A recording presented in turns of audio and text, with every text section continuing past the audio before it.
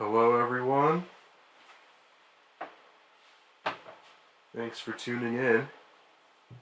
So I am going to be just double checking here to make sure I got everything right. It's only the second time I've done a stream here on YouTube, so go ahead and make sure you can tune in. The last time I did this, for some reason, the audio was not coming in the right source, so I'm going to go ahead and check that. But excited to get this thing started. There's been some interesting wildcard games so far in the last couple of days, and not exactly the outcomes I was hoping for, to say the least. Let me just double check the audio.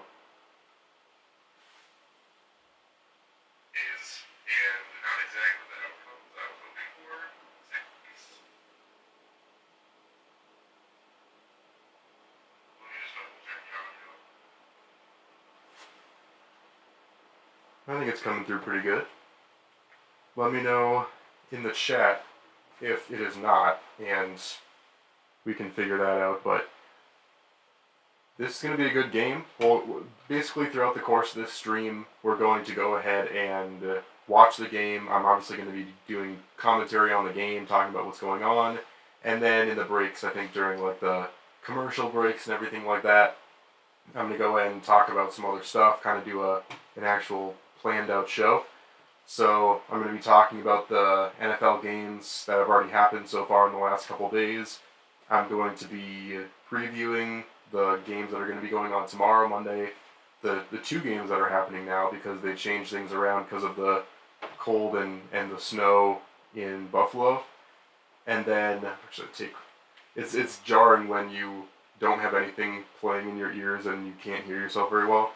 And then I'm also going to talk about some Twins free agency stuff. I'm going to be talking about some Vikings off-season stuff. So it's going to be a lot of fun, and I'm excited to get this thing started. Only the second stream I've done on YouTube. And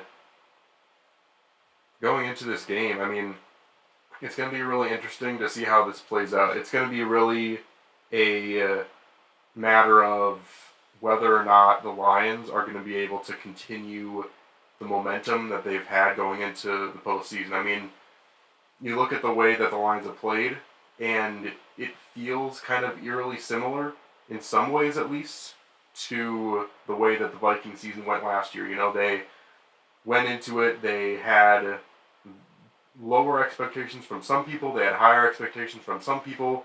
You know, they started playing really well, and then there were some games where they were just complete clunkers. You know, it was kind of a sure, but who have you played type situation, where it was like, okay, you've played some good teams, and you haven't been able to get the job done. They have been making pretty good work of the easier teams, but I mean, it's just a matter of what we're going to see in the playoffs, because it's just always jarring when you see a team like this in the postseason, and you're just... It almost doesn't seem like it should be happening. You know, it's like when the Browns played in the postseason a few years back, and they played this year too, but it was like the first time I had ever seen the Browns play in the playoffs, and you just see them coming out of the tunnel and know that it's a playoff game, and your brain is kind of going like, okay, this can't be right. Like, this is not how it's supposed to go. And so it's kind of a similar thing with the Lions. You know, they don't really know what it's like to be in the postseason, and it's really just what you're going to see here. It's not really like the Vikings, where you know that they're going to go in and just suck it up and lose in the first round every single year. You know, we could actually be surprised by this Lions team, but it could also end very painfully for them. And I gotta be honest, I am kind of rooting for the Lions here. You know, I always like to root for the teams that have not won the Super Bowl before, and so kind of trying to live vicariously through those teams, and they deserve it, honestly. The fans have been through so much, and I want to see them do well. Do I want to necessarily see them go all the way? It's kind of a toss-up, because you have to root for the team, or root against the teams that are in your own division, but at the same time, I mean, this is a team that is fun to watch, it's exciting. I don't hate them the way I hate the Packers, which we'll talk about that game in a few seconds here. But starting things off here, the Lions will get possession. And wow, 10-yard gain right off the get out of the gate. I mean, the running game has definitely been better for them over the last few weeks. So that's definitely going to be a factor here against the Rams. Cold-blooded, Golden High. How's it going? Thanks for tuning into the stream. It's all going well so far. I mean, Jordan Montgomery has really filled some gaps for this Lions team. With the offense that they've had, the way they've been passing the ball, it really, all it takes is another guy that's going to be able to run the ball. If you can run the ball and pass the ball the way they've been doing it, it's going to be difficult to stop them. And the Rams have also had a weird season where it's like they're struggling in some games, and some games it's like, oh shoot, this is the same team that we saw a couple of years ago, and it's just a weird mix. And they've already got a 2nd and 4 now, close to midfield. They're just going to keep running the ball until they're going to stop them. I mean, this Rams defense is not what it was in 2022, but it's still a pretty good defense. I'm more interested to see how the offense goes here.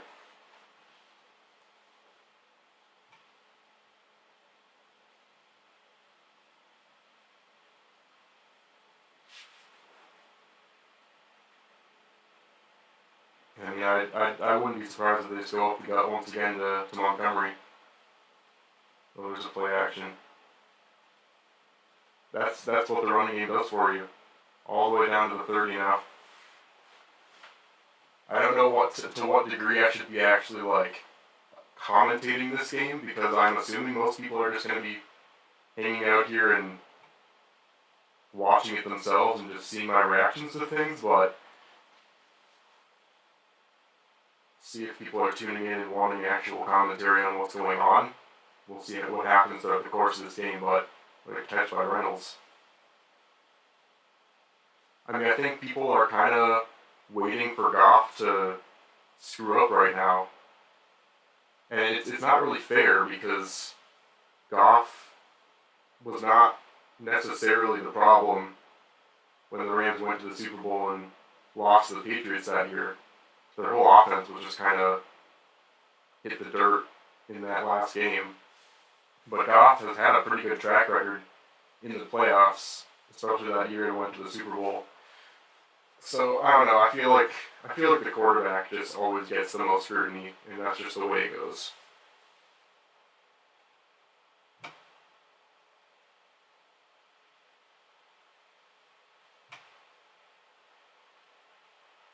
Man, they're just trucking down the field right now.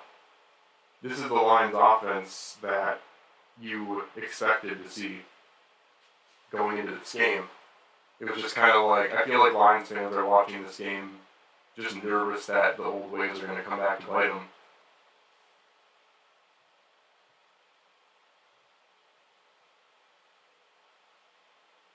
And again, running the ball the way they are, it's just so dangerous. Because you can just go with the play action, hit Amon-Ra, and you got yourself a touchdown. And it's absolutely gigantic that Laporte is back in. I mean, that would have been a huge loss for them if they didn't have him back in this game. Would have been brutal. But I mean, have they lost or gained less than 4 yards in any play so far? This is just domination on the first drive, and the Lions have definitely been great on that first planned out drive, which is kind of another thing that the Vikings did last year, and then the game plan kind of got torn down as the game went on, and that was their issue. But last year the Vikings scored on the first drive so often. I mean, they're just not being stopped at all right now. This is nuts. And another factor of this game I should have mentioned before it started, I mean, Dan Campbell's play calling is going to make or break this team. I think it really is. Because the way he handled that game against the Cowboys, it's like, okay, they got screwed over, But it's just one of those things where if that had been, if there had been no penalty called on that, it's one of those things where if he had scored on that, he would have been praised for being a genius, and if he didn't, people would have called him an idiot for going for it. And it's just, it really all comes down to what happens. And you can be as aggressive and as crazy with your play calling as you want if you make it happen. But all it takes is for it to not happen once, and people all of a sudden start to throw the book at you, and there you go. Touchdown Lions. Right off the bat. And I can't help but be excited, honestly. I mean, as annoyed as I was about the Packers game earlier on, like I'm watching this now, I'm watching them play well, and it's honestly really exciting to see. Makes me smile. Knowing Lions fans who have been through so much now get a team like this is really good for them. It makes me think more and more about how if Kirk had been in this game, or if Kirk had been in the rest of the season, how amazing a Lions versus Vikings game could potentially be in the second or third round of the playoffs. Because I really do think that with the way our defense was playing through the majority of the season anyway, with the way Brian Flores was transforming this defense and the way that, I mean, still got Jefferson, still got Addison, Hawkinson got hurt, but the offense combined with Kirk was really starting to find its mojo before he got hurt, and then the defense picked it up as soon as he got out. And just you go back in and you think about what could have been, all those close games that would have 100% been victories with Kirk in. It's just a what could have been situation, and frustrating for it to happen that way. So in commercial break, let's go over one of these games here, and we'll start with the Texans and the Browns. Texans, I mean, none of these games have been close so far, and that's kind of an unfortunate thing. You know, you don't want to have every game close, but I mean, it's been kind of unfortunate. I mean, last season was exactly the same thing. The wild card games were not good last season either, and it's weird because it's not even the teams that you think or expect are going to destroy the other team are not just the ones doing it. I mean, every single team, even this Texans-Brown game that we thought was going to be very close, was just a complete and utter trouncing. And if you look at it, CJ Stroud was this game. I mean, it's just insane the way he has popped onto the scene, and all of a sudden, I mean, we're looking at potentially MVP candidate for next season, and the rest of the way, I mean, the Texans definitely are happy that they made the pick they did. And I'm not saying Bryce Young is not going to pan out. You know, he didn't look good this season, but we definitely have to give Bryce Young the benefit of the doubt. But I mean, CJ Stroud tore up the league this year. If he does not get Rookie of the Year, I don't know what people are thinking. But you look at the other way now, Joe Flacco, just a rough performance. It feels like his age and the fact that he has not been in this high leverage of a situation since who knows how long, because he was on some struggling teams before he retired. He got off the couch, he was already rusty, and you kind of feel like the way that the game plan for a lot of those games he played in with the Browns, the way the defense was playing, it kind of worked in his favor for him to be able to put up those stats. But going into a game where it was going to be tough sledding, he just completely fell apart. Rusty in the playoffs, he hasn't played in the playoff game since who knows how long, and just kind of a rough performance for him. But it just kind of brings up the question of like, okay, people say defense wins championships, and that ends up being the case throughout the regular season. You see these teams that are beating up the bad teams and finding ways to keep it close against the good teams like the Browns. But then you go into the playoffs, and I feel like, I can't remember the last time there's been a game where it was just like, okay, the offense didn't play great, but the defense played so well that this team found a way to win. And you can make that argument a little bit in the Dolphins-Chiefs game, but I feel like that low score was more due to the cold than it was the defense on either side. But I feel like all of a sudden things shift once you get into the postseason, where it's just okay. Can your offense outduel the other offense? And yes, defense has a factor. I still don't think that there is going to be a team that can win the Super Bowl with a bottom 10 defense. But I just don't think that having an elite defense and a mediocre offense, or even a middle of the range offense, is going to do it for you. You need an elite offense and at least a decent defense to get it done. I really don't think defense wins championships anymore. It definitely helps, but you need that elite quarterback. You need that unbelievable quarterback play and great wide receivers to make it happen. And the Texans proved that in flying colors. But the Browns definitely did their part to make sure this game was not close.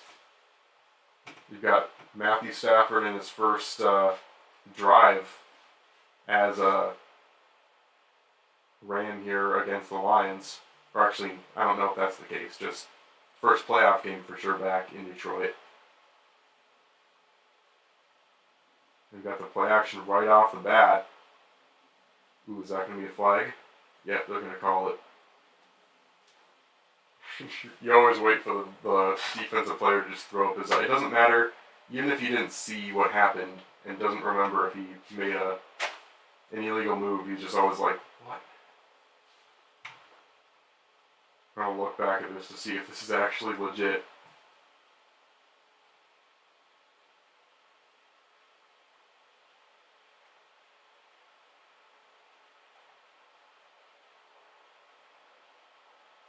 Oh yeah, I mean, he tugged at the part of the jersey, if you're not watching, that is like the tearaway part, and he still pulled it. So I mean, you have to call it. It wasn't the part of the jersey that would have actually restricted the player, but you gotta call it. I thought Stafford was gonna go deep there, but still got a good 9 yards.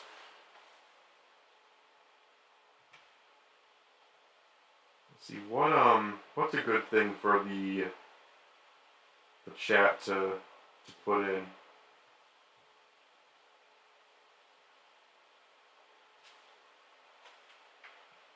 If you want to make a comment, give your opinion on what I just said about the defenses.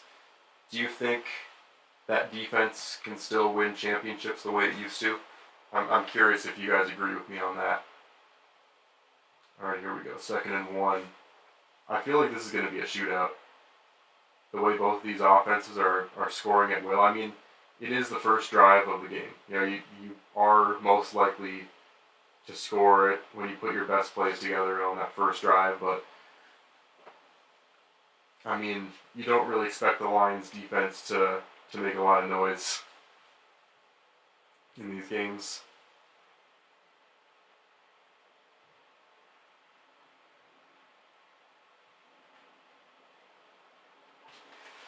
If you're not subscribed to the channel, definitely would not hate if you went down and hit the subscribe button. Well, there we go. Already in field goal range for the Rams.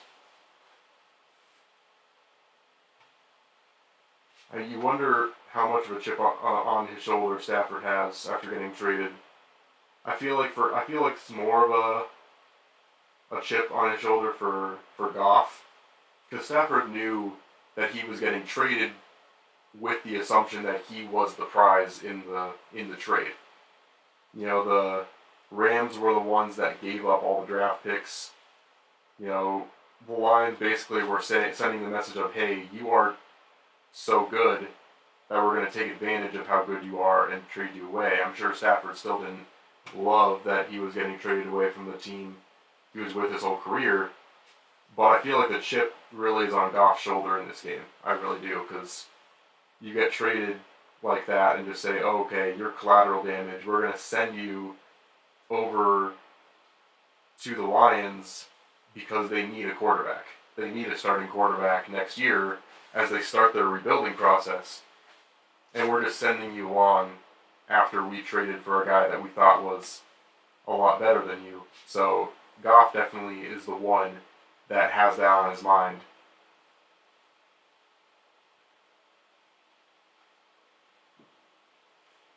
So already into the 15.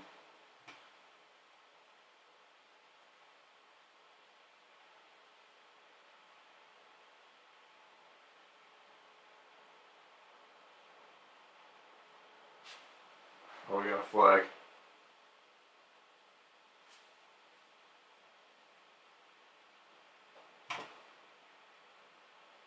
Personal foul. Let's see what all that's about.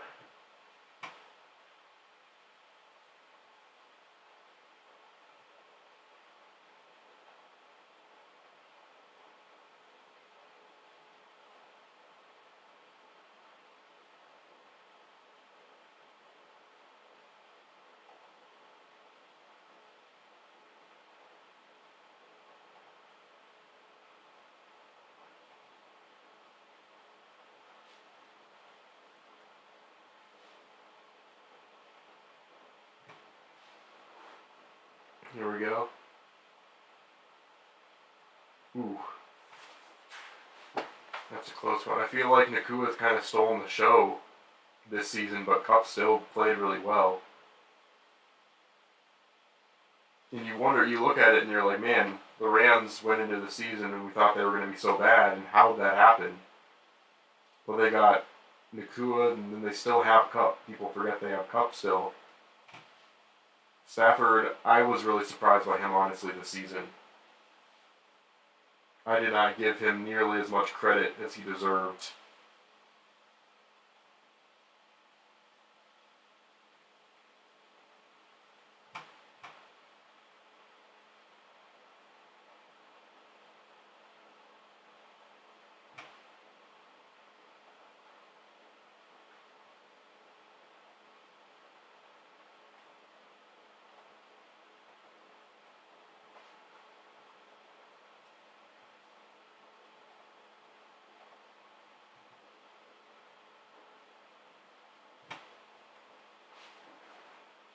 Oh yeah, it just got kind of muddled up there. Was Stafford trying to throw that away, or was he? Did he think someone was going to be there? Because that was kind of a dangerous throw if he was. All right, what's the 3rd and goal? Oh, that's huge. Oh my gosh. Oh, I thought that was going to be intercepted. That's still huge for. That's still huge for the Rams to force a field goal on that first drive. The way it looks like it's going to go in this game offensively, that's huge.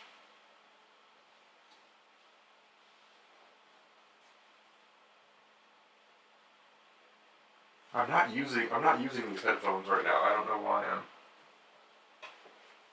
it's difficult. I'm trying to listen to the game in my own headphones, but it's just difficult when I'm trying to talk and say what's going on at the same time. Which, I mean, I feel like I should be used to, because I literally do play-by-play on the side. I should know how to do that at this point, but it's a little bit different when you're on a live stream. Alright, 7-3. Let's go back into another breakdown here. Go over to the Dolphins and Chiefs, because that was a game. I really thought that game was going to be closer than it was, and maybe I was a little bit too high on the Dolphins going into this game, but at the same time, this was not close at any point. It really was not. I mean, Tua threw for 200 yards, 1 TD, 1 interception. He was under a lot of pressure, but that is not an excuse for the way he played. He had a QB rating of 15.8. That is unbelievable. That's unacceptable. And I understand the cold, but the Chiefs had the cold too. That you can't use that as the factor for why you didn't play very well. I mean, it is a factor for why you didn't throw as much as you usually did.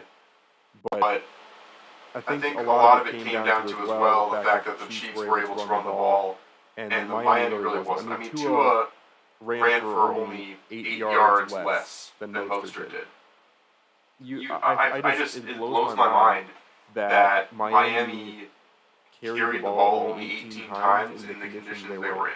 And I think that's what it came down to, was the Dolphins were just so reliant all season long on the pass. And what they weren't prepared for, I think they spent the entire season ahead of the AFC East. They assumed that they were going to get that home field advantage. What they weren't prepared for was a situation where there was snow or there was intense cold.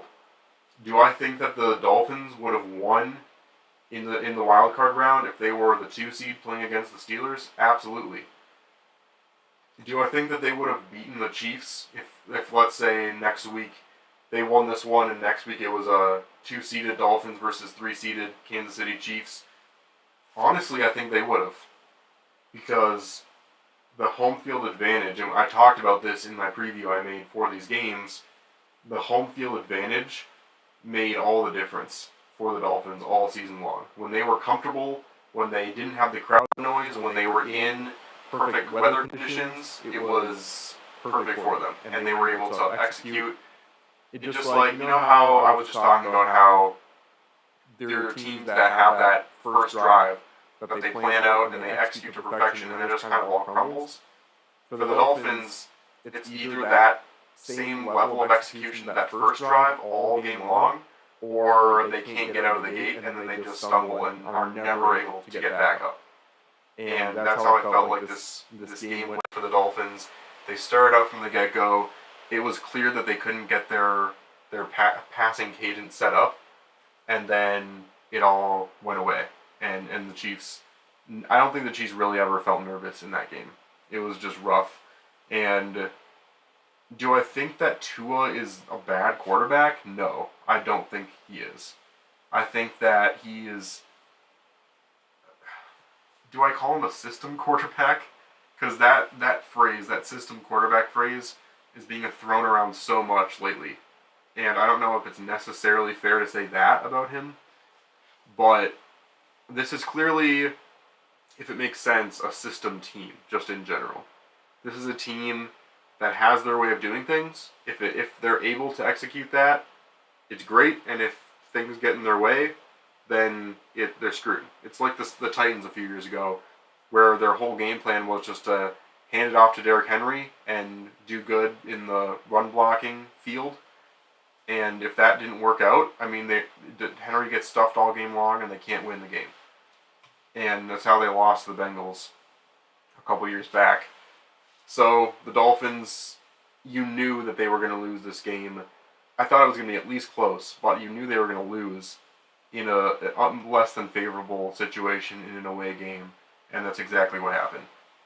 Oh, did they call that a roughing the passer? I guess they did. Wow. Don't mind me while I admit.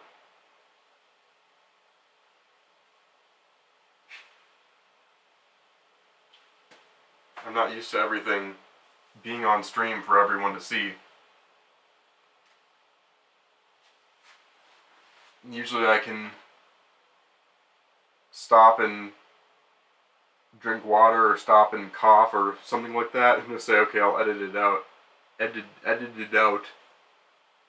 But on stream it's different. I don't know how people do it where they are like on stream for 10 hours and they just have a stream where they do one game and do that over and over again.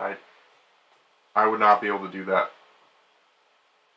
I value my privacy way too much to have myself on camera for that long. It's even sometimes difficult to go on camera to record a video that I can edit and change in any way I want.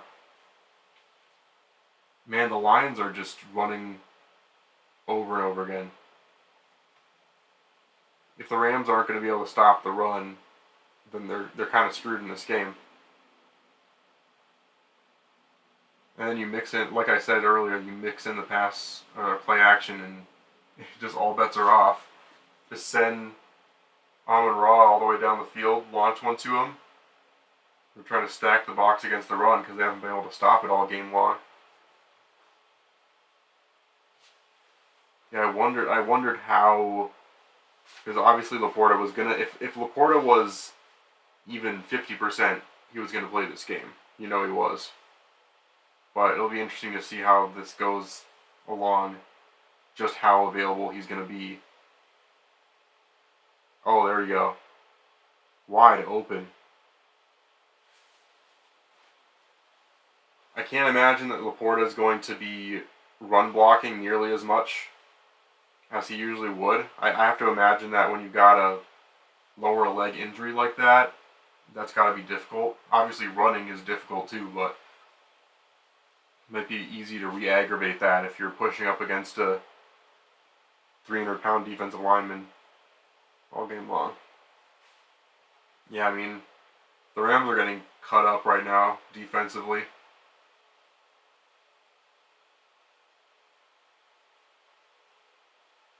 Oh my gosh. Touchdown. That's unbelievable. I was talking about Montgomery at the early part of the game, but they finally started utilizing Jahmyr Gibbs. And there he goes. I mean, if this is the way it's going to go offensively for the Lions all game long, you can call it a day. That's crazy.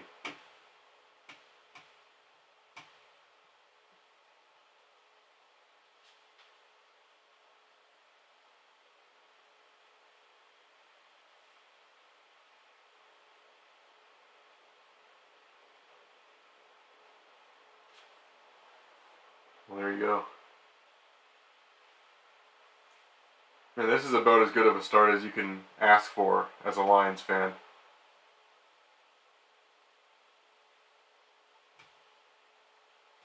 Okay, what's next here? Well, let's just rip off the Band-Aid here, and we'll talk about the Dolphins or the Packers Cowboys. So a very what's the phrase? A lot of differing emotions, conflicting feelings, whatever it is. But I'm feeling two very different ways about the way that game went. Because on one hand, I hate the Cowboys as much, or the Packers as much as any team you can imagine. I think the Yankees might be the only team I hate more than I hate the Packers. Obviously, as a Vikings fan, that's just the way it goes. And for them to be the first NFL team in the history of the league, the first 7 seed in the history of the league to win a game in the playoffs, they are now in the history books for that forever, and that is something I hate very much. And I posted a video on my TikTok, which I'm wondering how that's doing actually. It looks like it was starting to do pretty well. But I posted that, and make sure you check it out, but it's that meme of the Office where Jim and Michael are shaking hands, and then it pans up on Dwight, and it's like Vikings fans reacting to another starting QB play well for the Packers in the playoffs. Oh geez, it's got like 158 likes now. It's actually doing pretty well. But yeah, that's exactly the way it felt. You know, the Vikings had every reason to believe that they were finally free, at least for a few years, from the Packers' reign of terror over them. And for the Packers, if you told me before the season started that the Packers were going to end up having, or being the first team to win out of the two after Rodgers' departure, I would have told you were crazy. And the fact that Rodgers left last year, the Packers were left with a quarterback that was a complete 50-50 on whether or not he was going to turn out. And the Vikings were coming into this season with one of the best offenses in the league and a new, shiny defensive coach. And for the Packers to be able to make the playoffs before the Vikings did after all that happened is just infuriating. On the other side of the coin, it's hilarious because the Cowboys went into this with all the momentum. This, in my mind, and you can watch the preview I made where I just, oh man, now I'm thinking about all the things I said, because when I was making that rant about the Packers in Week 17 after the New Year's Eve game, and I was saying, oh man, like I just can't wait to see the Packers get destroyed in the first round and all that stuff, and now my whole comment section is gonna be filled with people saying I told you so. So I mean, you say what you really feel, and you're gonna have to deal with the consequences of making a hot take like that. But I mean, Vikings fans have to be a little delusional every now and then. But come on, I mean, you gotta be honest. No one expected that. Some people might have expected potentially an upset, but they did not expect the Packers to destroy the Cowboys at their own stadium. It's a real mix of emotions there. I can't wait to go and watch. I saw Stephen A's halftime video he recorded where he didn't laugh quite yet, but I can't wait to see his video reacting to that because that's going to be interesting. But I think we all expected the Cowboys to win this game and then get destroyed by the. I mean, I don't know if they would have gotten destroyed by either the Lions or the Eagles, but I expected them to lose, and it would be still heartbreaking for them to be the home game in that or home team in that divisional round and still lose. But I mean, it's tough for the Cowboys fans who, I mean, this really felt like their year for a lot of people. I was kind of on that Stephen A feeling of just be patient and wait and see what happens and maybe I'll be surprised. But I think a lot of people were really thinking this might have been their year. The defense was playing really well. Dak Prescott put up an amazing performance. See if they can convert this 3rd and 16. Did they? Oh my gosh, they did. How about that? It's a huge throw by Matthew Stafford. And we'll go to the end of the first so I can keep explaining this. But that was a huge throw down 11. But going into the rest of this year, it does feel it's very annoying for a Vikings fan because yes, Jordan Love played amazing, but it does feel sometimes like, especially in the postseason, the Packers get maybe the worst performance out of any team all season long. You go into a game against the Cowboys and boom, the Cowboys played the worst game they played all season long. Do I think that if they played their normal selves, they would have won this game? Yes. And the Packers did get a favorable situation where it felt like the Cowboys had no rapport with each other at all. It was just like Prescott throwing to CeeDee Lamb either a foot high or CeeDee Lamb would let it go right between his hands, which is just so uncharacteristic of him. And that being said, Jordan Love just went crazy, and it just is so unfortunate and frustrating to see. But anyway, you can only hope that the 49ers crush them next week. We'll have to see what happens. But on the Cowboy side of things, I did admit halfway through the season I might have been wrong about Prescott, but at the end of the day, I ended up being right. Because in this offseason, when I did all my top 10 quarterbacks lists and all my top 10 offenses lists, I was really throwing a lot of shade on Dak Prescott and the Cowboys and saying how, they were not clutch in the big moments, that Prescott was everything that people like to think Kirk was, which that phrase is kind of belongs to Andy over at Purple for the Win podcast. That's kind of how he described it. But it really is true that, I talked about this, how every time Kirk is under fire for being not clutch and not coming up on the big moments and not performing in prime time, it is always Prescott that is doing that, and yet he stat pads and he only gets hate really because he's a Cowboy, not because of the way he played. And on the Kirk side, he would put up like 300 plus yards and then not quite get a touchdown on the last drive, and people would say, "Oh, Kirk, imagine how good we'd be if we had a good quarterback." And I feel like some of that is going to be silenced after the year we had, where Kirk came out after he was balling, tore his Achilles, and we saw what it actually means to play with a bad quarterback as we get into the second quarter here. But then Prescott this season started playing really well, and I was like, okay, maybe I need to change my tune a little bit here. And I admitted, okay, Prescott's playing a lot better than I thought he'd be. Props to him for that. And then we got into this postseason game, and he played exactly the way people like to make out Kirk at. Oh my gosh, Stafford got blown up.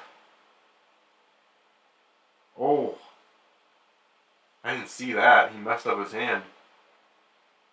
I mean, he's back in, but see what happens here. I mean, it feels like it's more just bleeding than anything else. But anyway, Prescott played in this game exactly the way people, would make fun of Kirk, saying, "Oh, he can't do this, he can't do that." Kirk, in his last postseason game, put up almost 300 yards, threw for multiple touchdowns. The defense was what sunk it for him. And then we go into this game, and yes, the defense sucked too, but Dak Prescott played horribly. He didn't show up in the big moment, and that's exactly what people like to think Kirk doesn't do. And he did last season, but his defense was just so bad. And that's why I say over and over again that if the Vikings of last year was combined with the defense of this year, we could potentially win a Super Bowl this year. And here's a, oh my gosh, he's got him. Touchdown. Oh, not quite. Yep, touchdown. Wow. That's huge. And after the 3rd and 16, if they hadn't converted that 3rd and 16, that would have been a punt to the Lions, and they would have had it down up 2 possessions and would have had the ball. And all of a sudden, that's a huge point swing for the Rams to get back into the game. And it's Nacua again. I mean, they utilize him so well. When you've got Kupp and his big play potential, and then you throw Nacua in and his speed, and I mean, it's a great combination.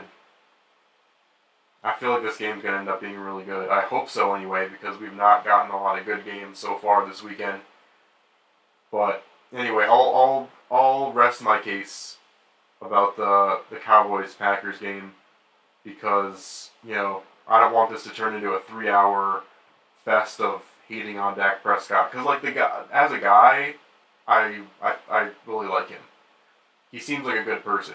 To be clear, this is all in a football lens, and I don't think people say that enough, because Prescott himself seems like a really good guy, but the Cowboys, that's a rough loss for them. Unfortunately, though, for the Packers, they get to go up now against their kryptonite, which is the 49ers. If you want the Packers to lose, play the 49ers in the playoffs. They lost twice against them in the NFC Championships back-to-back years. Or was it back-to-back years? I can't remember. It was multiple years. And then they lost a couple years ago at home as the 1 seed against the 6-seed 49ers.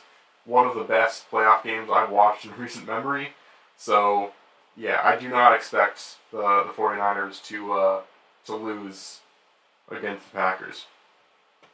There's a commercial break, so I'm going to go ahead and see. If I turn around here, is there going to be glare from the... I'm concerned that I'm going to get... No, I should be fine. I'm going to go grab some water, and I'll be back.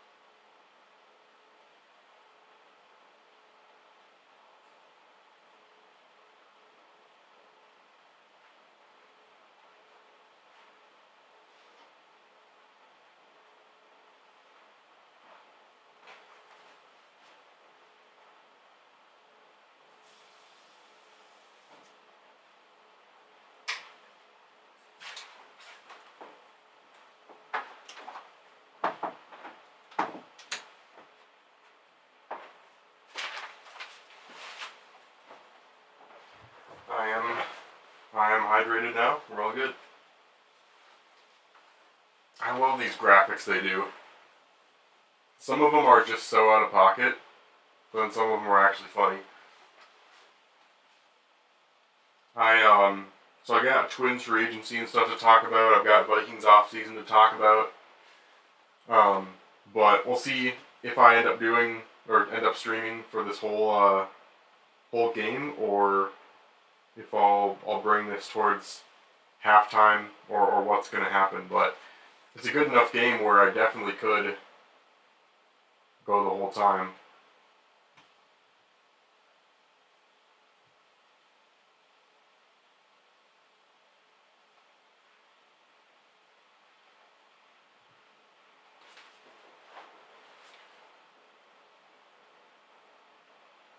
So yeah, the Rams are going to have to find a way here to stop the run.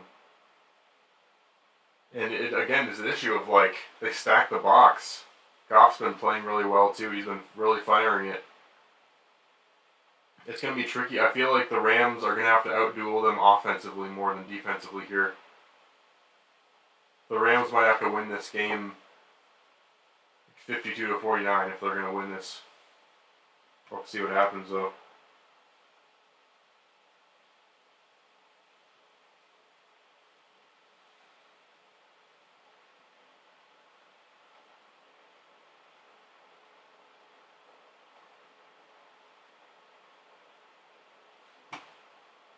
Now here we go. And they're snagging everything, aren't they?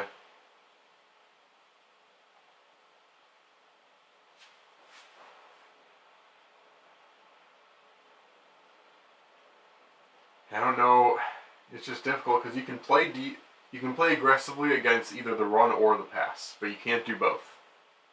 It's one of the most obvious sentences I've ever said, but I mean it's true. What can you really say when you defended an offense that's just so in sync like this? You almost have to hope they make a mistake. If you can win the turnover battle when it's a back and forth game like this, might be the only way here.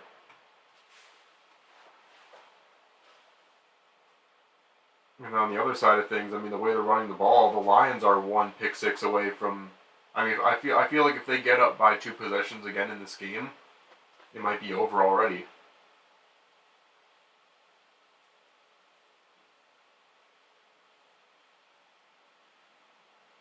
I'm still just trying to figure out if the Lions have lost yards at any point in this game yet. It's crazy. Throughout the course of the stream, you can go ahead and drop any questions you've got. I've got a little bit of stuff planned to talk about. I'm going to talk still about the Twins a little bit about the Vikings. You talk a little bit about the how bad the Wild are doing and how good the Timberwolves are doing. Although I don't really cover a lot of the hockey and football stuff, or hockey and basketball stuff, but for the most part, this is more just a stream where I'm hanging out and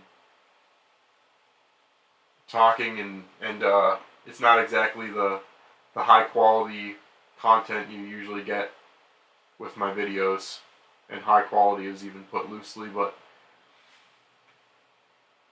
ask me any questions you want, anything you've been dying to know, questions about sports or not about sports. But this is an exciting enough game where we'll have plenty of stuff to talk about. Oh, that was a nice play. Oh my gosh, Gibbs. That's crazy. Not only was he about to not drop that pass, but I mean it was very easy to not catch that pass. That wasn't the best pass at all. And then he still took it for 20. I mean, you really take for granted how difficult it must be to concentrate on catching a ball when you're running, not just forward, but when you're running to the side like that, and you got all your momentum. Like, people talk about how you can't think about running with the football before you catch it, and it seems like a fundamental thing, but it's got to be difficult. Let's see what this flag is. looking at the rest of the games this weekend, I mean, it's just kind of unfortunate because there were a couple of games you knew were probably going to be out of hand, but for the Cowboys and Packers, you thought it was going to be the other way around. The Browns and Texans you thought would be good. I mean, you thought that the Dolphins and Chiefs were going to be good, at least close. But those games ended up being blowouts. And now the only games that are left after this one are the games we expected to be blowouts, which were the Bills and Steelers and the Eagles and Bucks. Of course, with the weather conditions in Buffalo, that game could end up being a little closer just simply because of that. And now that A.J. Brown is out for the Eagles, that game might end up being a little bit closer too. I mean, it's still a toss-up as to whether or not Jalen Hurts can throw the ball. It's just nuts. But I still expect the Eagles to win that game, and we'll do a little bit of a preview of those games coming up, but I did already do a preview of all these games. So if you want a more put together, high quality video talking about it, you can go ahead and watch that. But I'll talk about it a little bit in this live stream.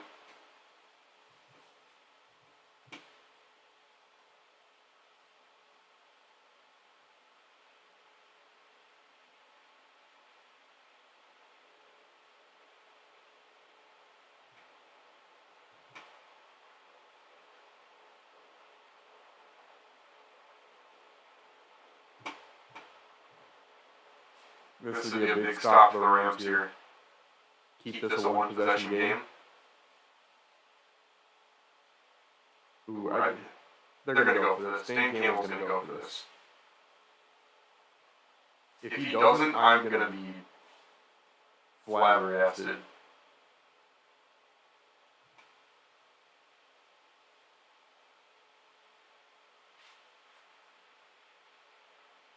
Yeah, I'm not surprised about that statistic.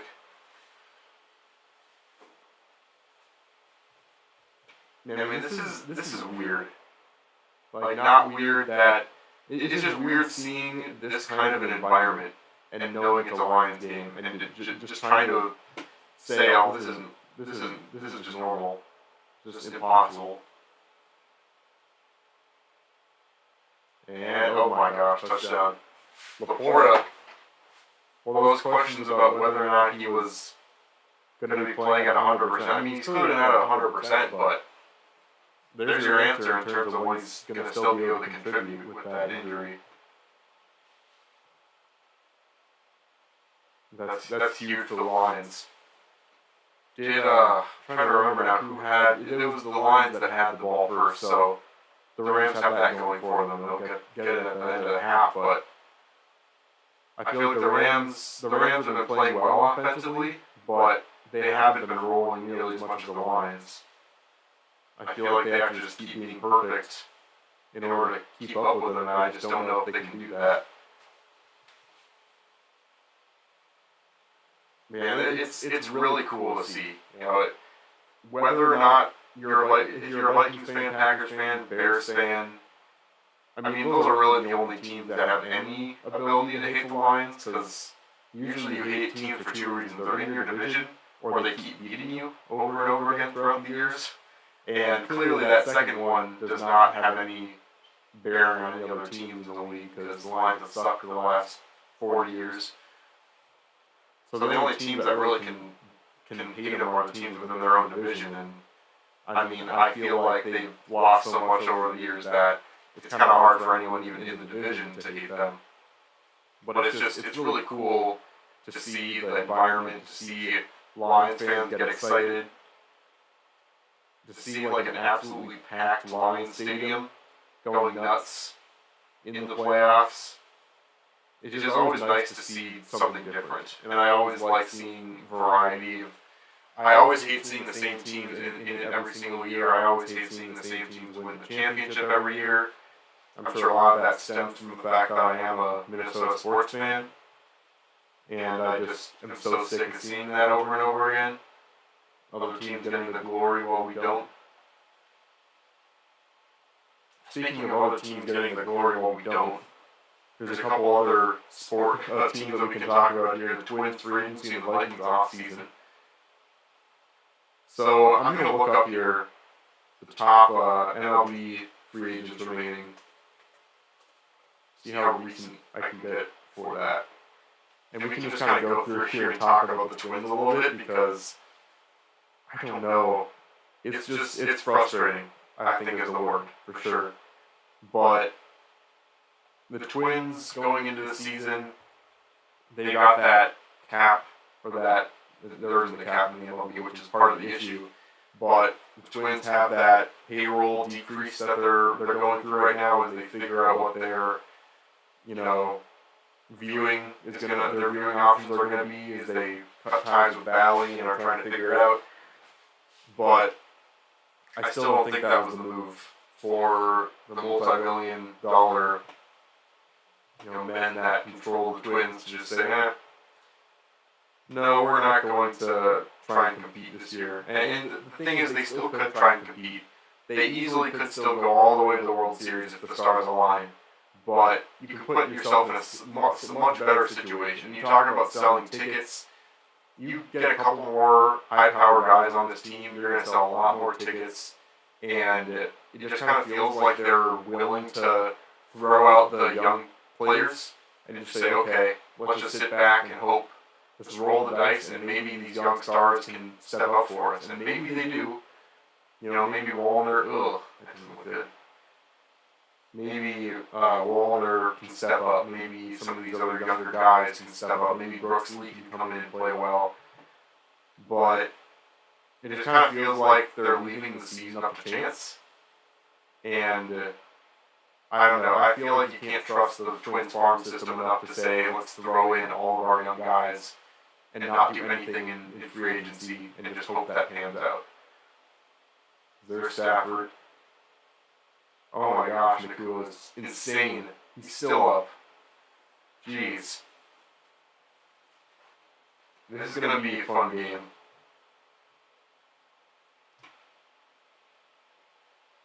I want to see this route. That is not. I feel like he cut a lot sooner than you'd think he would, which is, I'm sure, his plan. But yeah, he's speedy and he's definitely good at what's the word I'm looking for? Yards after catch. Definitely commands that category.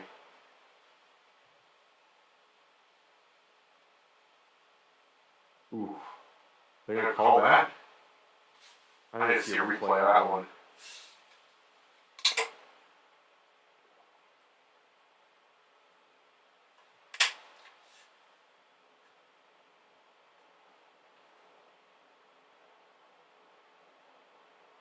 Okay, yeah, for sure.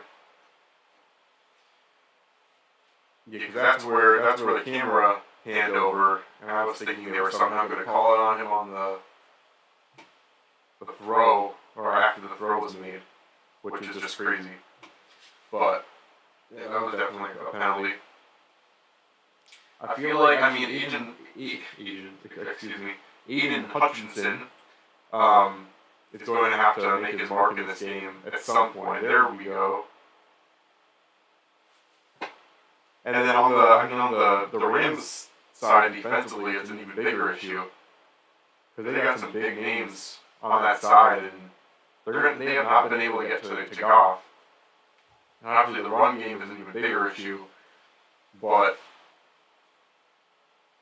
the defensive lines are really giving the opposing quarterbacks way too much time right now.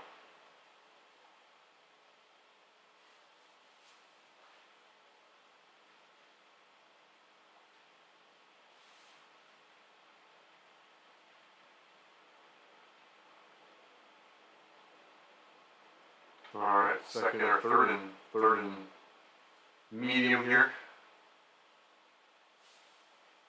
It feels like every time there isn't a big play, you get stressed because you feel like the other team's going to come right back and hit you in the mouth.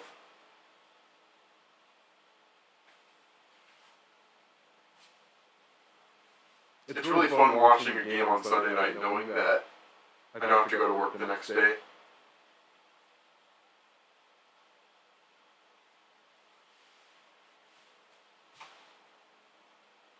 still get flashbacks every now and then to wanting to watch the Sunday Night. Oh my gosh, Deep. That was tough. With two guys on him, I mean that was honestly put in a pretty good place. But it was just difficult to get to that one with also trying to fight off defenders. So yeah, that's not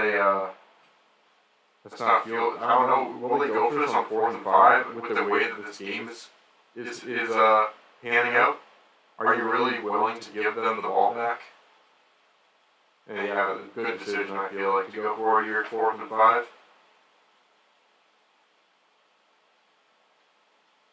This honestly, it's crazy to say this early in the game, but this could be a huge game decider. They got it. I mean, think about it here. If the Rams don't get that, and they are down by 2 possessions, and the Lions get it almost near the 50. I get that the Rams get it after the half, but you got to come away with points there, and they were able to. Or still have a chance to, I mean. If the Rams can figure out a way to... I mean, they've got 4.5 left here. I feel like if you run the ball enough, you can get it down to the point where at least the Lions would be forced to do a 2-minute drill before the half. If you can find a way to get a touchdown here and only be down by 4 at the half... Oh, there's a deep one. Oh, that's a touchdown. Wow.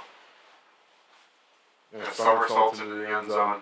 I mean, if you have that opportunity, you gotta take it. I was thinking the Rams could have run the ball a few times, try and run the clock down, but if you got that touchdown, I mean, Tutu Atwell honestly has also been a pretty good presence for the Rams this year. When you see their running or wide receiver room, it makes sense why they're playing so well in this game. Just the defense has to step up here now, but it feels like every time the Rams have the ball, they're just one interception or one stop away from this all of a sudden going from a potential 4-point game to a total swing of momentum.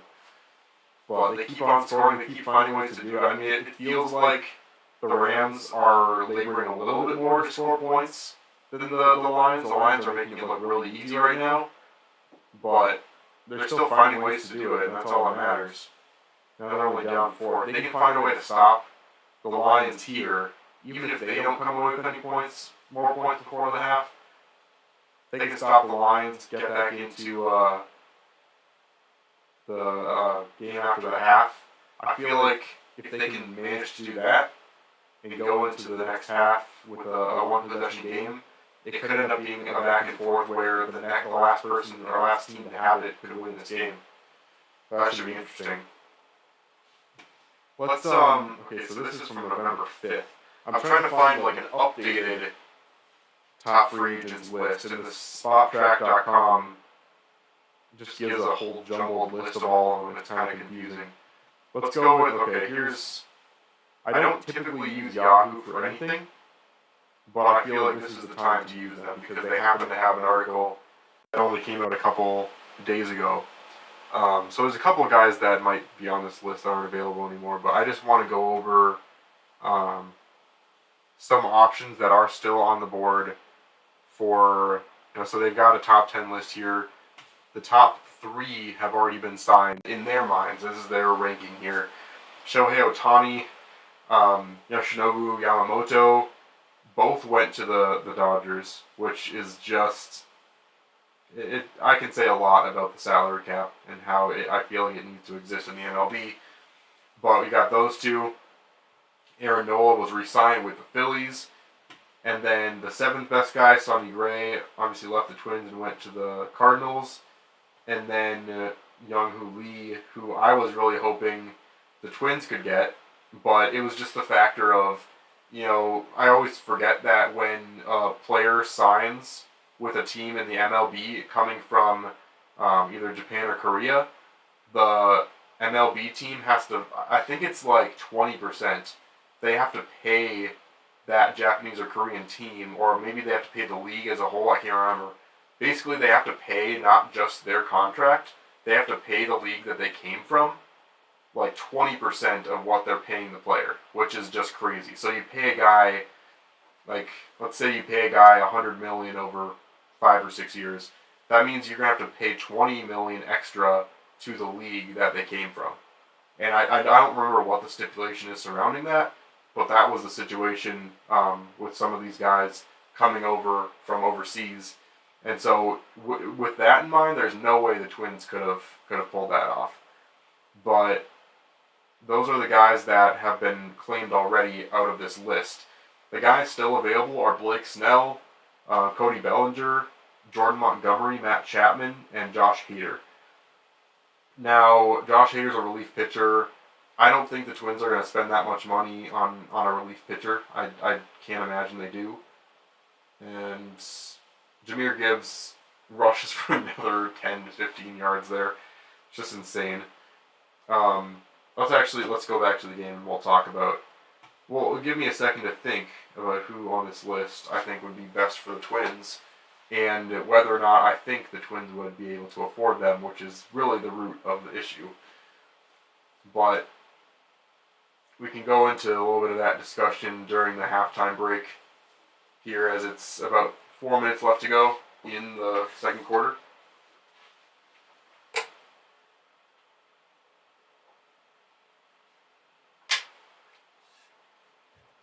Ooh. Oh my gosh, what are you doing, Goff? I think that was a backward pass. They're gonna have to play from that 20-yard line. Gosh, that was after playing almost a perfect first half. That almost was a mistake that cost them a lot.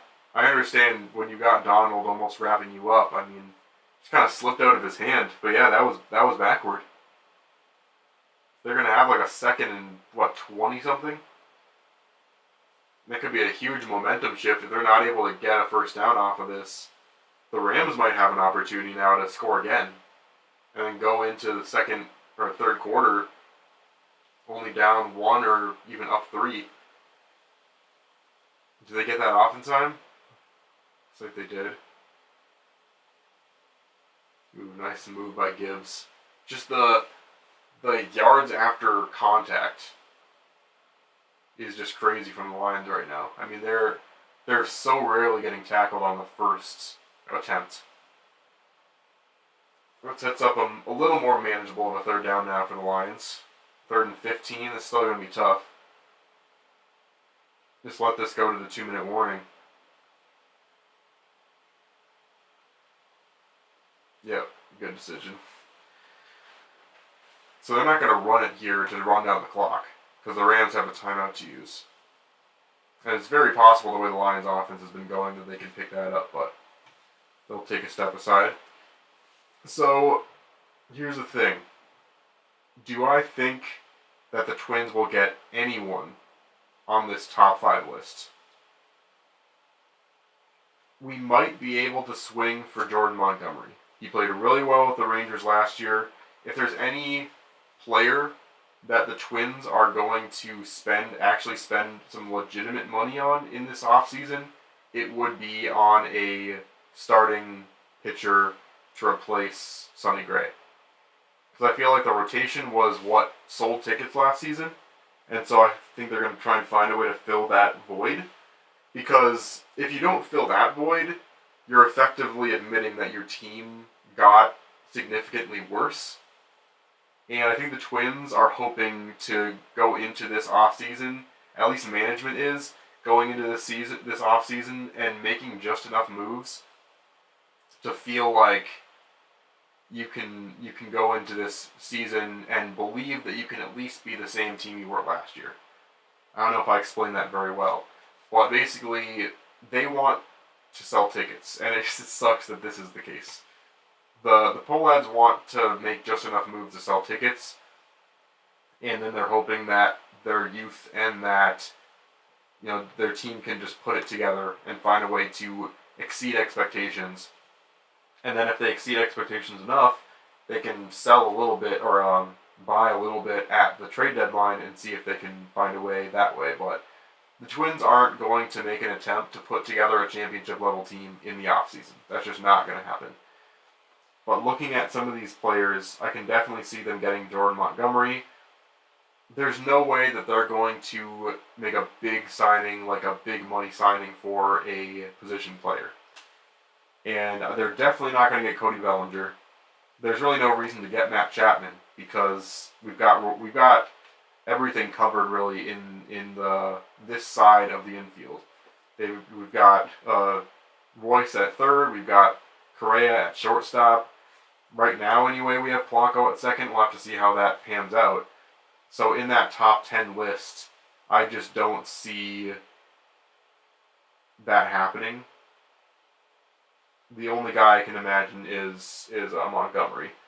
But past that top 10, and let's talk about the rest of this after we go to, because it's only 2 minutes left to go now in the first half, and then we'll have a nice long halftime break to discuss it. But wow, they picked up the 3rd and 15.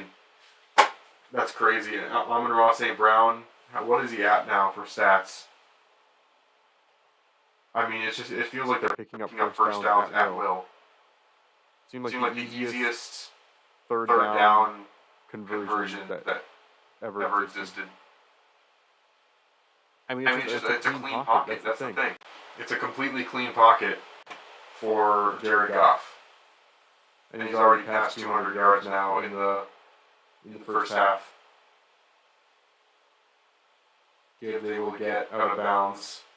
Was he out of bounds? I feel like he stepped backward out of bounds, but... Yeah, I mean, Amon-Ra St. Brown's only at 42 yards so far this game. Josh Reynolds has really been the main guy for them, but I mean, they've really been distributing the share pretty evenly here. Jameson Williams with 19 yards, which really feels like more than he got all season for my fantasy team, but that's fine. And then Jahmyr Gibbs has actually more receiving yards right now than St. Brown does. I really feel like that two-headed monster in the rushing attack is a huge thing. Because it just keeps both players fresh. I feel like the Cook and Madison combination last year was so good. Not necessarily because I feel like... Because Cook really proved this season that he was not nearly as good of a running back as people like to think he was in the last couple seasons. But I really think the thing was that Cook was able to stay fresh. Madison was able to stay fresh. Madison might have fumbled less because he was able to stay fresh last season. And it's very clear Madison was not comfortable in that role as the starting guy that had to be turned to all the time. And it feels like they kind of got in their rhythm once they started. They gave Chandler a chance after all the injuries, and then they started doing kind of a two-headed monster approach there. And it looks like that's the way to go for them. And the Lions are going for it here. Where are they at right now? Okay, yeah, that makes sense. If they don't get this though, that's going to be huge. Are they going to? Who jumped? Who jumped? That's going to be huge. They're going to call a false start. So now I feel like the Lions, I mean, you got to punt it now. You can't go for it on 4th and 10. And they'll give it back to the Rams now with a minute and 6 seconds left to at least try and get into field goal range. They've got all their timeouts left. Yeah, he didn't get across the line yet. They were pretty, that was honestly a pretty good decision to kind of line up the guys a little further out. And that way you can kind of jump in. Actually, that angle makes it look a little bit closer. No. Sometimes the neutral zone infraction rules get a little confusing because it's not necessarily about touching anyone beyond the line, but it's, I don't know. Get into the rules with I don't exactly have a rules analyst with me on screen to talk about all that stuff, but there's a flag on the field. And what's interesting here, I forgot to talk about it when the Cowboys and Packers game came up. First of all, this now means the Lions would get a home game next week if they win this one. Yeah, that's a hit to the head there. See what they're talking about here.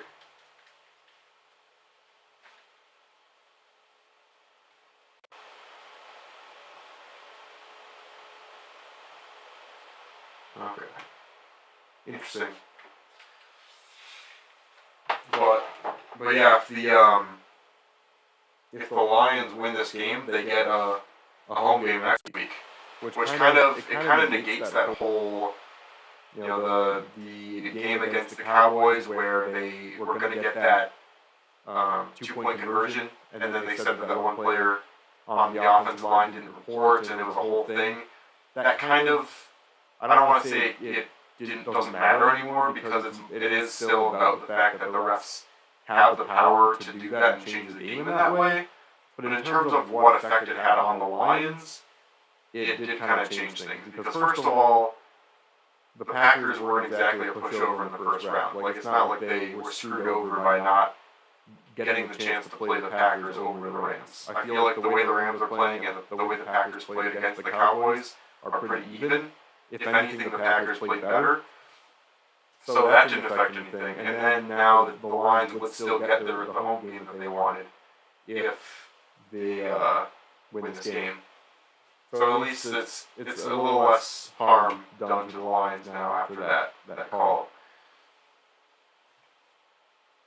They're going to commercial break here as the Rams are going to try and get into field goal range.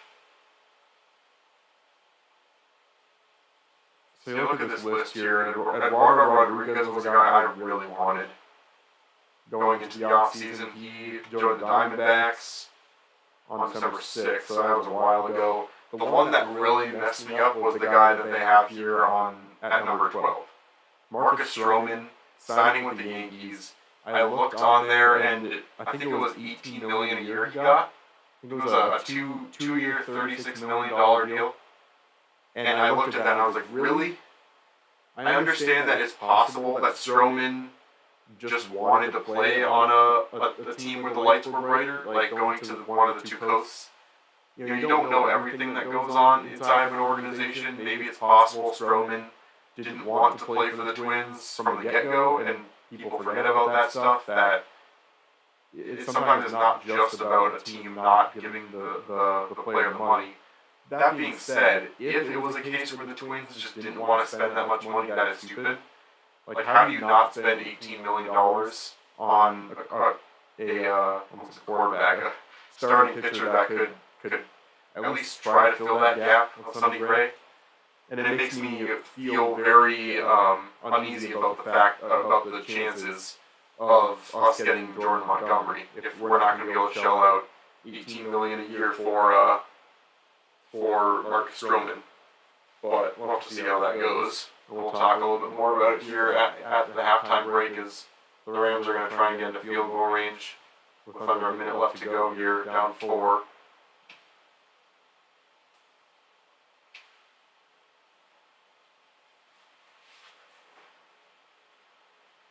I definitely think I picked the perfect game. Man, they're letting a lot of time go off the clock. Are they really going to just be content to not score here? I mean, they took 10-15 seconds off the clock. Yeah, if they're trying to score, they're not doing a good job of clock. Yeah. Under 20 left. This is kind of dumb, to be honest. Yeah, I mean, what are they doing?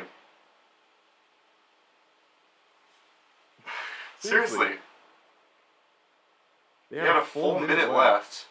3 timeouts. I understand you don't want to throw a pick in that situation, but I don't think you have to worry about Stafford making that mistake. You're down 4 against a team that's been almost scoring at will against you. You have an opportunity to score at least 3 before the half. I mean, all you got to do is just complete a few 15-yard receptions. Even if a few of those are shorter, you can take your timeouts. I mean, I really don't get why you would go to the locker room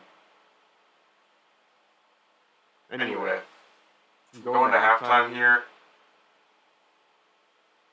This should be an interesting finish the rest of the way.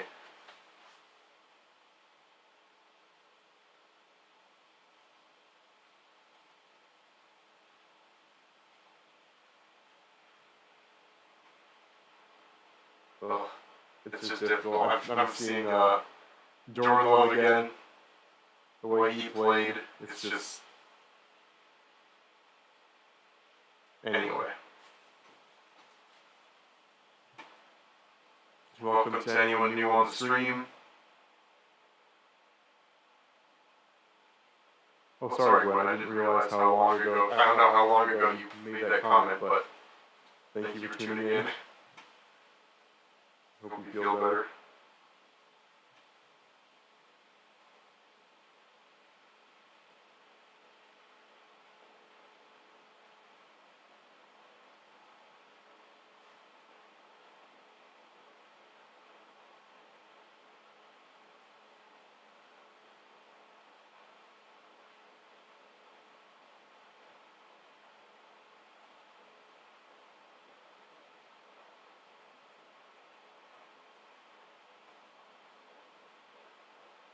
Oh geez, I'm sorry, I didn't know that was on the stream.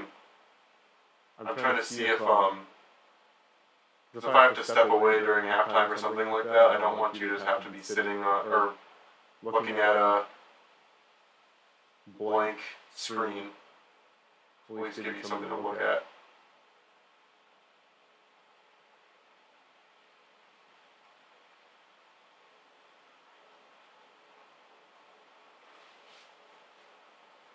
I'm going to take a brief step aside for halftime. I'll be back in just a few moments. Thanks for tuning in, everyone. It's going to be a good finish to the stream here in the next few minutes.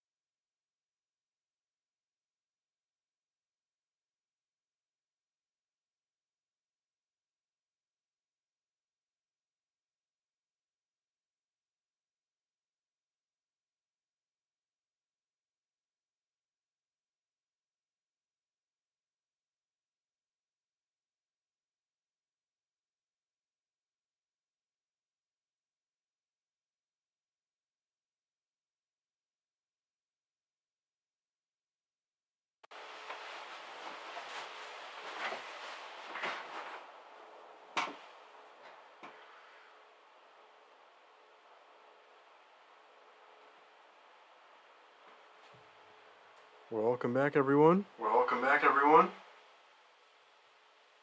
Wait, 1 second, sorry. 1 second, sorry.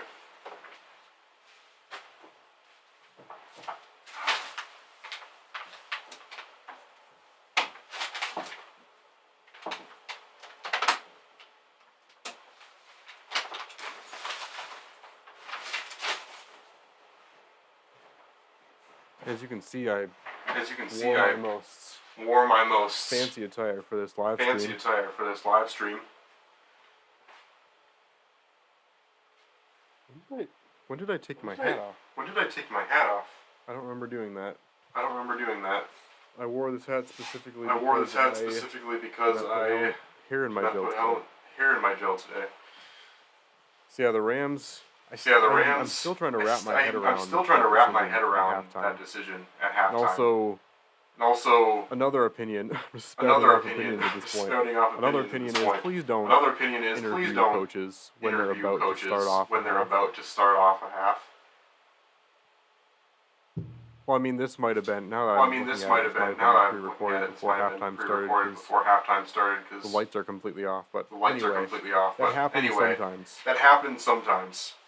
Like, especially in the NBA, on TNT or ESPN, it'll just be like the start of the third quarter, and players are literally up and down the court, interviewing like a manager or a coach. They do that in the MLB too. It's just dumb, in my opinion. Why would you make a coach talk about the last half after they're back on, as opposed to when they're letting off? Like, it just doesn't make sense to me.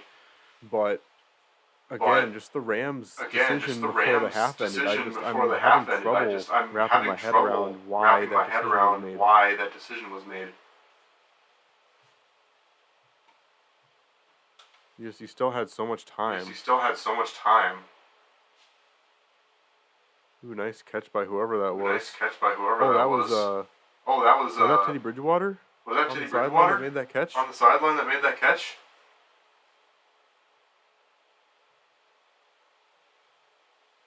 Yeah, I mean the edge rushers need to be a much bigger factor in this game. I mean, that was wide open to cut. And he was overthrown. So I mean, that time Aiden Hutchinson's presence was still felt, even if he didn't get the sack. I definitely do feel like Stafford is getting pressured more than Goff has been getting pressured, because Goff has had a wide open pocket all game long. But Lions defense seems to be getting our Stafford a little bit in this drive.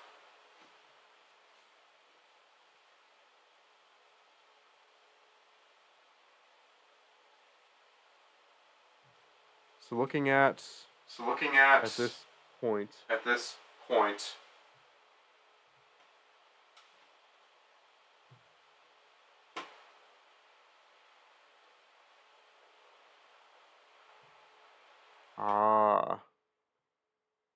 I am so sorry.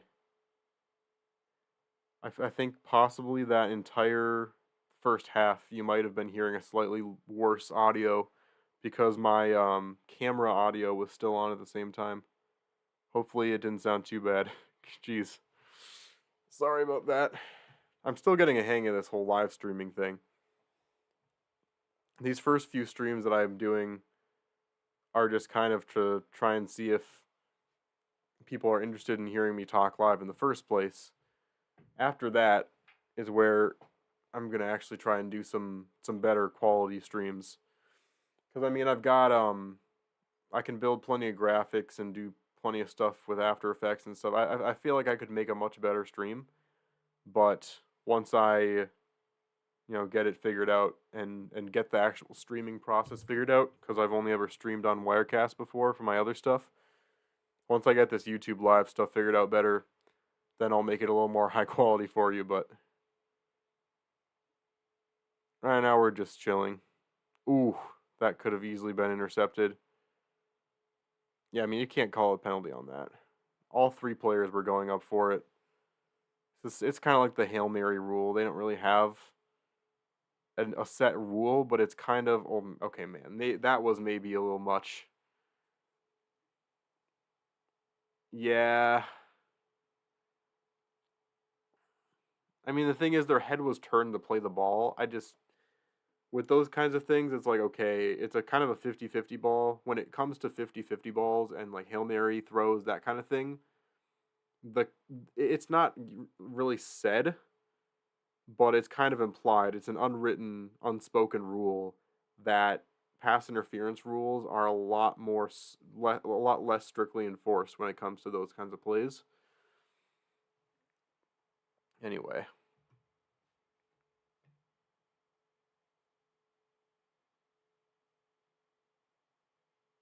Okay. Based on my sources, I'm getting a little bit of help from a couple people telling me what's going on with the stream. Based on my sources, it sounds like it only started sounding like that more when I plugged my camera back in because I turned it off for that halftime break because I had to let it cool down a little bit. You don't want your $3,000 camera going live for 3 straight hours without taking a little bit of a break. So I turned it off, and when I turned it on and connected it back to the cam link, that must have been when the audio started sounding bad, so it must have been better for at least a little bit of time. Alright, I'll be right back.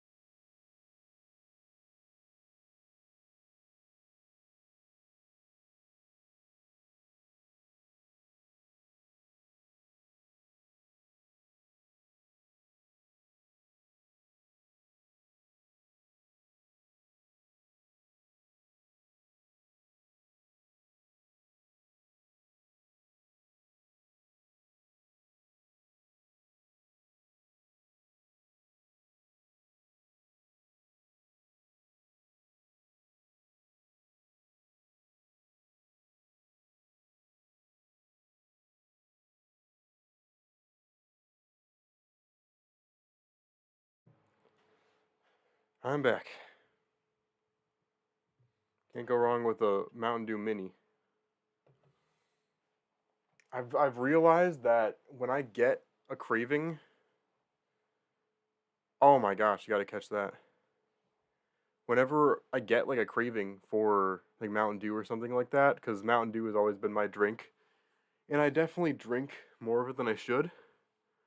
But I've noticed whenever I get like a hankering for it, I always want to drink a little bit of it, but I never necessarily want to drink like a whole thing of it at one time. Like I always feel like I need to have it when I eat specifically. And then I only drink like half of it, and I realize I don't want the rest of it. Oh, there we go. St. Brown. Oh, he could have broken the tackle and took that one to the house. Yeah, I realized you can just get the mini ones, and it's still unhealthy, don't get me wrong, but like it's better than having like a full one every time you eat. It should have been my New Year's resolution to completely crack down on not drinking any more Mountain Dews, but I mean, there are worse drinking problems to have.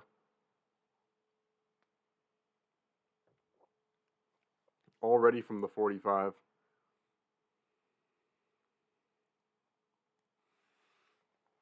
Man, you hate to feel like that missed opportunity by the Rams to start off the half.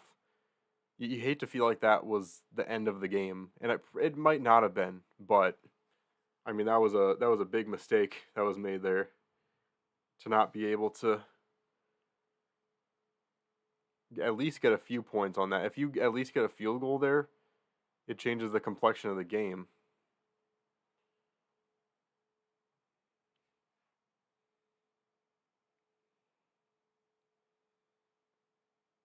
There we go.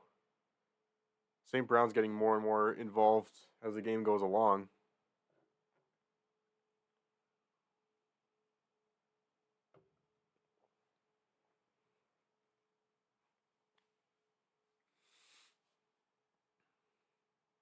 Oh yeah, that's too easy.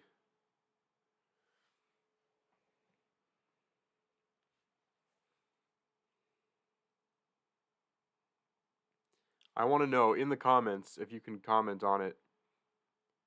Let's say the Lions move all the way on, and I'm getting way ahead of myself here, because even if the Lions win this game, they'd probably have to win against or they would for sure have to win against either the Eagles or the Bucks, because it's for sure now the 49ers are playing the Packers. They'd still have to beat the Eagles or the Bucks, and then they'd have to move on to the championship game. But let's say the Lions play the 49ers. What are the odds in your mind of the Lions being able to pull off the upset? Because the 49ers have been pretty much a well-oiled machine for the course of this entire season ever since they had that stumble in the first few weeks. But in those weeks, they showed that they have there's the first really time that the Rams have been able to get to Goff, really this whole game. But the 49ers have shown that they are not invincible, at least. So it's possible the Lions could get it done and go all the way to the Super Bowl. It's still not set in stone that they're going to win this game for sure, because the Rams' offense has been pretty good, and it looks like the defensive line is starting to finally get to Goff. But what are the odds that the Lions are able to pull this off against the 49ers if they were to get that far?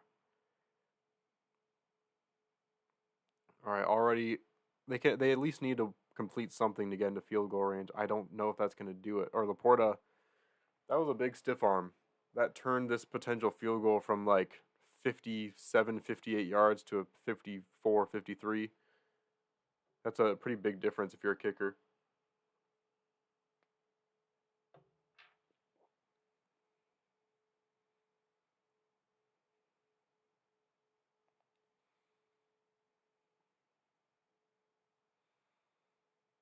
Okay, Badgley is only 43% from 50-plus yard field goals.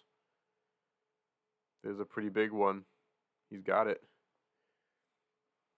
This makes this game very interesting now, or it was already interesting, but now these teams could go back and forth scoring touchdowns, and it would tie the game and then not tie the game, and back and forth.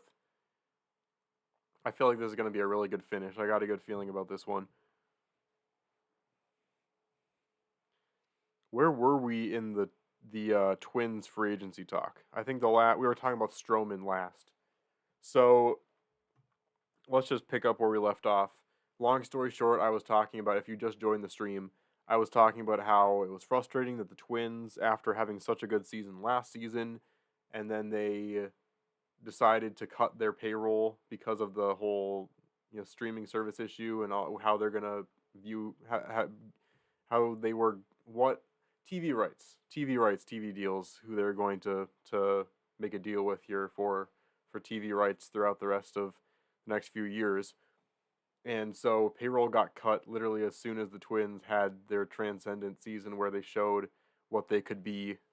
And then we decided, hey, we're not going to really pay players that much anymore.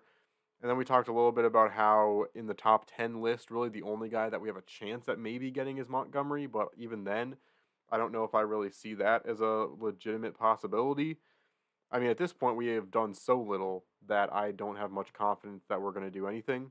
I'm going to have to see us make that big move before I believe that we even would.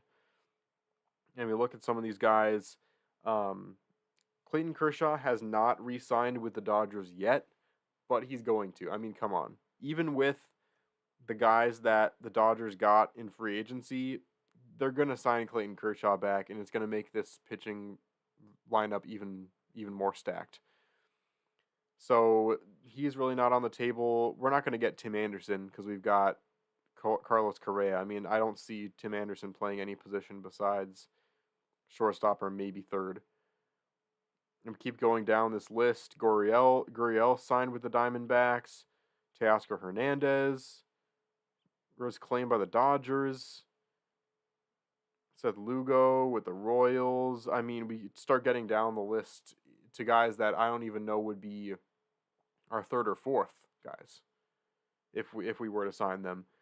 And so we get to this point where, I mean, I don't know. Giolito even got signed. Candelario.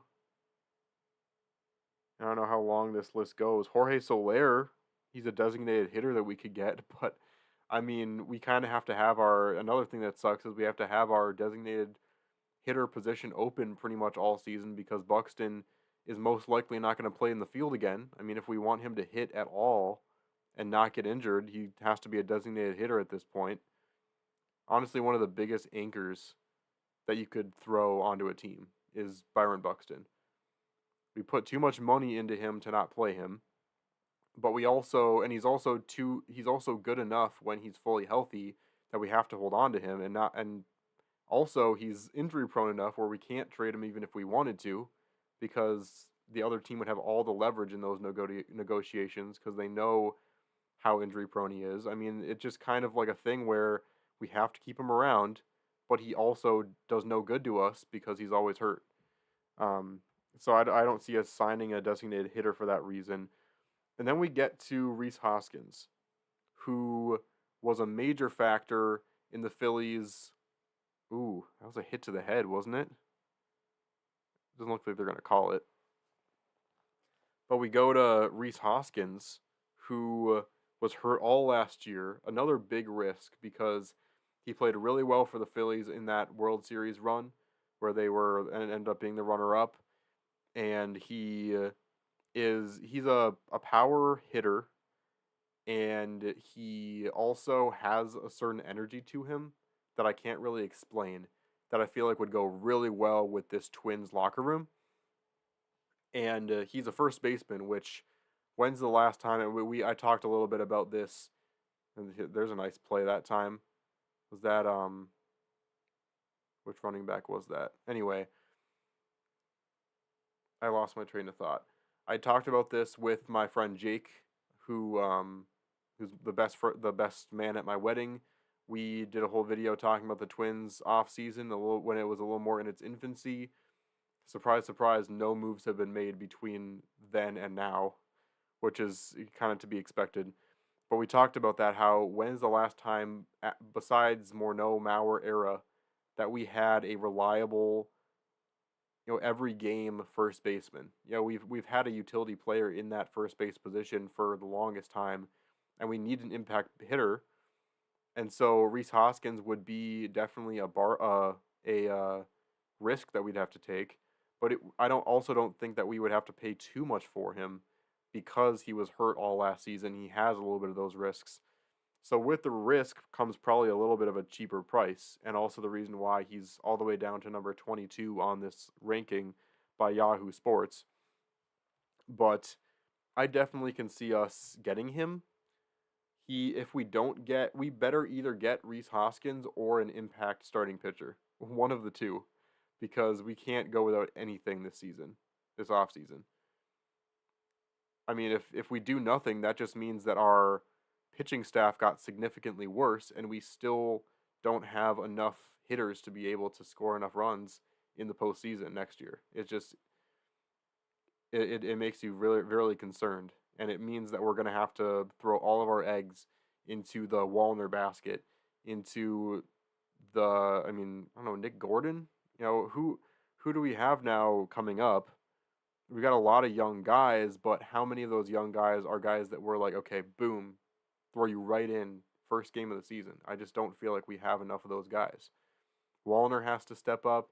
I mean, Jose Miranda maybe could have a turnaround season after getting hurt all last season. Nick Gordon is great to have in the locker room, but how good is he really? Just a lot of question marks. Kirilloff is going to have a prove-it season this year where he really has not proven that he is capable in the playoffs quite yet. You know, maybe he'll need one more postseason to prove that. Just a lot of young guys. Back to football, as the Rams are now within field goal range. And I also haven't checked the score of the Timberwolves game in a while.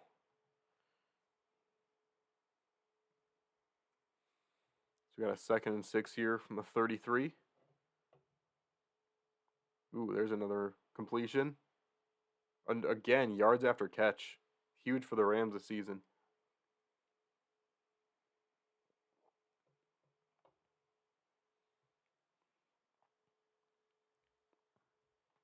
And with all the all the power of my computer going into the stream, I'm wondering if there's some way I can bring the quality of this down a little bit so it doesn't. Seems it's playing back weird. But the game's already over. I forgot it started at 6:00. The Wolves won by only 4 to the Clippers.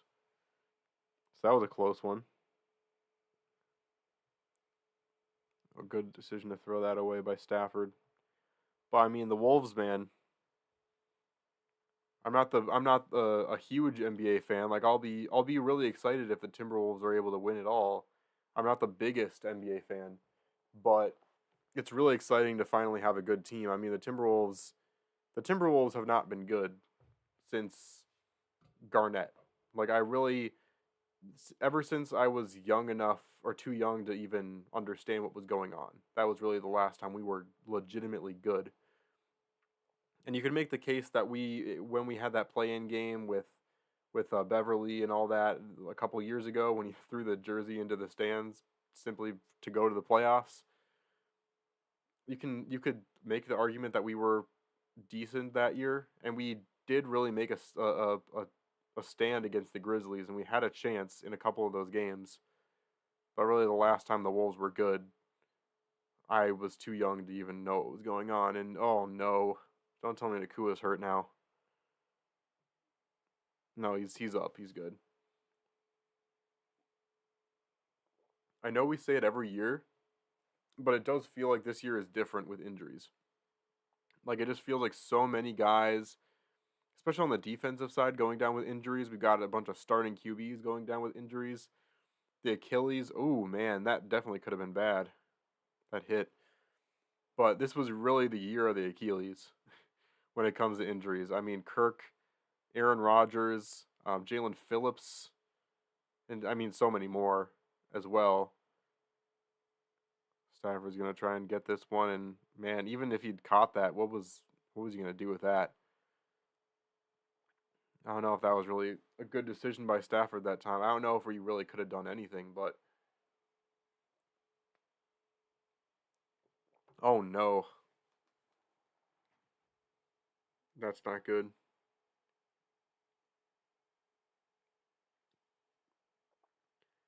And see, how is that not a penalty? Oh. That didn't look good at all. Are we going to see Stafford play through a dislocated elbow again? Or shoulder or whatever it was? Oh, it just doesn't. Man, it's going to suck if we get robbed of a really good ending to this game because Stafford got hurt.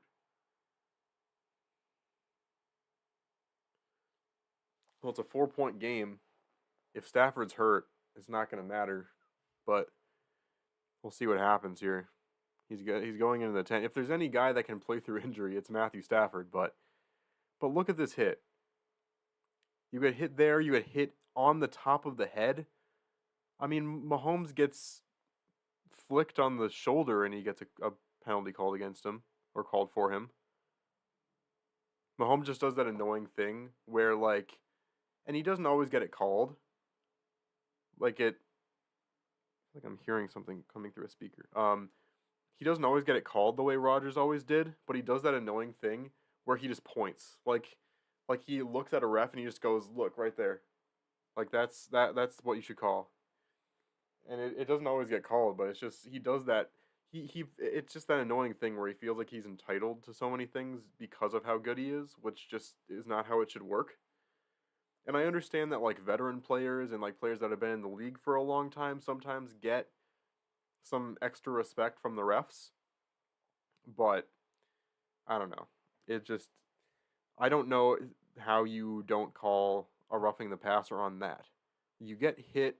That first hit was kind of a bang bang. Like, I don't know if I would call that a roughing the passer, but you just get nailed right in the head. And you don't call it.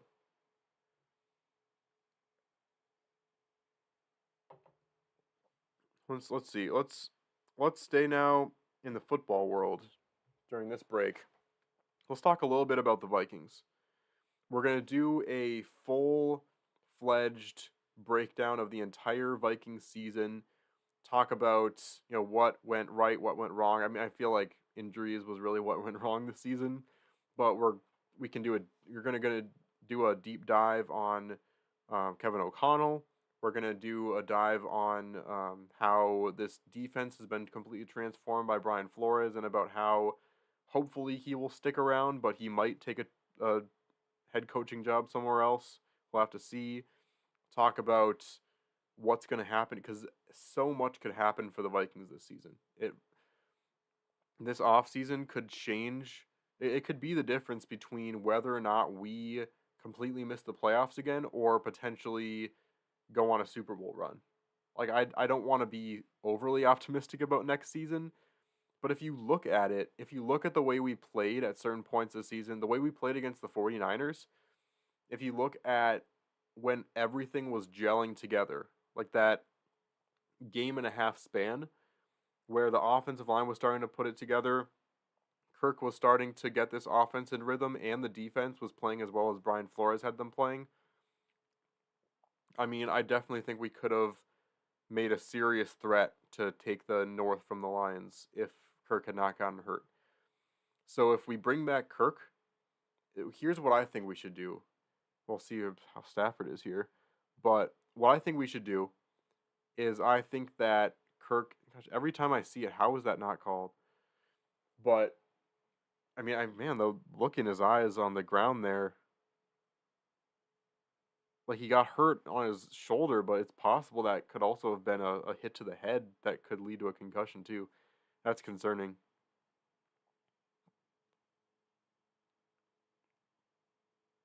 Another instant first down for the Lions.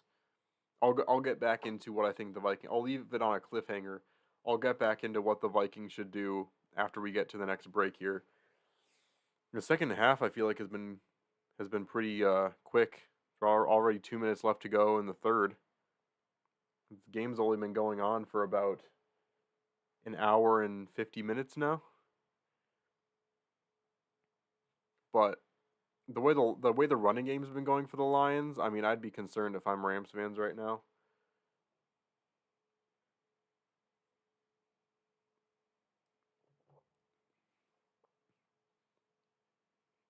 Yeah, Aaron Donald with only 2 QB pressures on 21 pass rushes. I mean, you talk about locking down the difference maker. I mean, for the Rams defense, he is the one difference maker. Like, you can talk about Aiden Hutchinson. I'm the stupid Josh Hutcherson memes that have been going around have really gotten me confused with. It's Hutchinson. Yeah. Hutchinson is a major factor for the Lions, but he's not up to the level quite yet where he is the one difference maker. Like, all the Lions defensive line and cornerbacks, like, it feels like they're all kind of working in tandem, but for the Rams and their defense, and specifically the defensive line, it is Aaron Donald. And so if you can find a way to lock him up, which the Lions have been doing, or the Lions have been doing on the offensive line, I mean, definitely a major reason why they're lighting things up offensively in this game. This could be the last play of the... Oh, Goff went down. He just got tripped up, right? Yeah, he's good. Man, you just, like... you watch these games, and the one thing you're hoping for in the playoffs above anything else is I want a good game, and I want people to not. I want as few players as possible to get hurt. Because the last thing you want is like the winning team's quarterback to go down with an injury, and then the next game is not going to be as good because you're not going to see the best version of each team. It's just it would suck. It is exactly what happened with the 49ers Eagles last year. We were robbed of such a good NFC Championship game. I still think the Eagles would have won that game, but just we were totally robbed of what could have happened. And so I'm just hoping that both championship games this year are four completely healthy quarterbacks playing the top of their game. That's all I'm asking for. Let's get back into the conversation of the Vikings here. What I think the Vikings need to do, people are saying, okay, well, if we don't get Kirk, we need to spend our top pick on a QB, maybe even trade up. And then there are other people saying, well, I feel like the only move is to get Kirk, and then we can just draft a random QB in the late rounds. I say go for Penix in the first round. Obviously, if all 4 or 5 top QBs somehow go before us, I wouldn't make that move. I also don't know if I would trade up and give up what we would probably have to give up, maybe even a second or third round pick just to move up a few picks. I don't know if that's necessarily worth it either. But if Penix is there for us at 12, even if we do get Kirk back, I say get both of them. Because I think one of the biggest issues, and obviously there are players that prove that wrong, like C.J. Stroud, for example. He came in against the Browns, and he completely changed that narrative of, because I've been saying it for the longest time, that it does not do these quarterbacks any good to just throw them in. But I think the benefit for Stroud was he did come into a situation where the team had protection around him and they had decent wide receivers.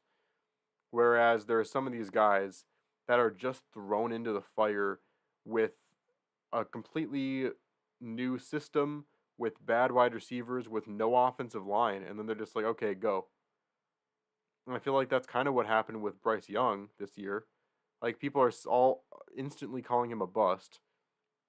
First of all, no one act like you thought that CJ Stroud was going to be far and away the better player this year. Like, all these people are saying, man, the what a horrible decision by the Panthers to trade up and draft Bryce Young. It's like a year ago today, you would have been saying that was a great move. It's just like there's this thing where people instantly act like they knew what was going to happen when they clearly didn't. But anyway, that being the case, the Vikings, I feel like, would be a good position where a starting quarterback or a first round quarterback would be able to come in and start playing right away. The way we have our offense set up, the way we have, we've got JJ. Hopefully he sticks around next season. I can't imagine he holds out because a guy that loves football as much as he does, I can't imagine he holds out. We've got a good offense. We've got a better defense, on the rise. I mean, we've got Kevin O'Connell, who is a very good quarterback coach. So I feel like we would be a good, situation. And man, Stafford's coming back out. But I feel like we would be a good situation for a first round QB to come in right away and start playing. But I still feel like it would be better. I mean, my mind is running wild with the opportunity for Kirk Cousins to come back, play at least one more year, maybe just do one final year with the Vikings, and he can decide whether he wants to go to a different team to finish out his career or if he decides he wants to retire and call it good, because I could definitely see him doing that after one more year. But have Kirk play with us one more year, see if we can go all in and win a Super Bowl. If not, we draft Penix this year in the draft, and that way I just love the idea. Kirk is such a smart QB. To have Penix or another first-round QB learning behind a guy like Kirk Cousins and then having him start next year, I feel like that would be a great situation to put him in. So people are saying one or the other. I say let's do both. It's like the Iron Man meme where it's like, is it too much to ask for both? Why don't we just do both of those things? It's not going to it's not going to cost us anything more to get a good rookie quarterback and not play him for 1 year. I understand that we can get an impact defensive player and have him come in right away, but at the same time, I think a lot of it will also come down to, okay, is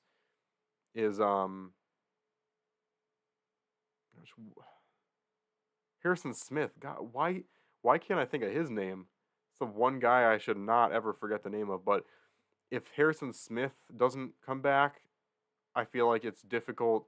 And there's also other guys that are on our team, like Daniil Hunter. If he doesn't come back, then it could change things where we feel like we need to get a first round defensive end to replace him. I don't know. There's a lot of different moving parts. And it all comes down to the very early question of, are the Vikings going to feel like they're a team that can compete next season? If they decide that we are, and if they decide they want to compete, they'll make certain moves like re-signing Kirk. If we feel like we're a team that should focus on the future, we won't re-sign Kirk. We'll hopefully try and still extend JJ, and we'll probably draft a QB in the first round. And it just depends on what this coaching staff, what this front office thinks this Vikings team is. And that's the one negative, because yes, it is good that we lost the last game of the season and we got a better draft pick, but that's the downside of losing games late in the season is the front office, that those last 3 games are the recency bias of, that's the last Vikings football you saw before the season ended, and now you have to sit and think about that all season long. And regardless of if, they have to remember that Kirk wasn't in, but it leaves a bad taste in your mouth, and it makes you think about the future a lot. So it's going to be a lot of questions to ask.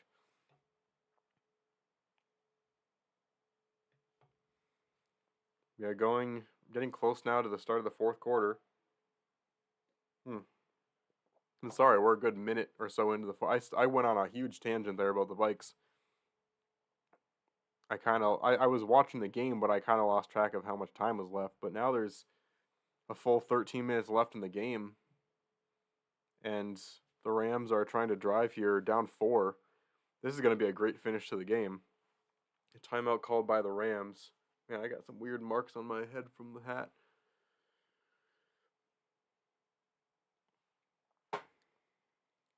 Barry Sanders in the house. I saw on social media that, there's Calvin Johnson, a career wasted by the Lions. Eminem. All right. It would be exactly like Eminem to wear something that wasn't the Lions logo, just lions across the front. I bet he's nervous right now. Palms sweaty, knees weak, arms heavy. On the surface, though, he looks kind of calm and ready. All right, first down for the Rams. That was a big first down.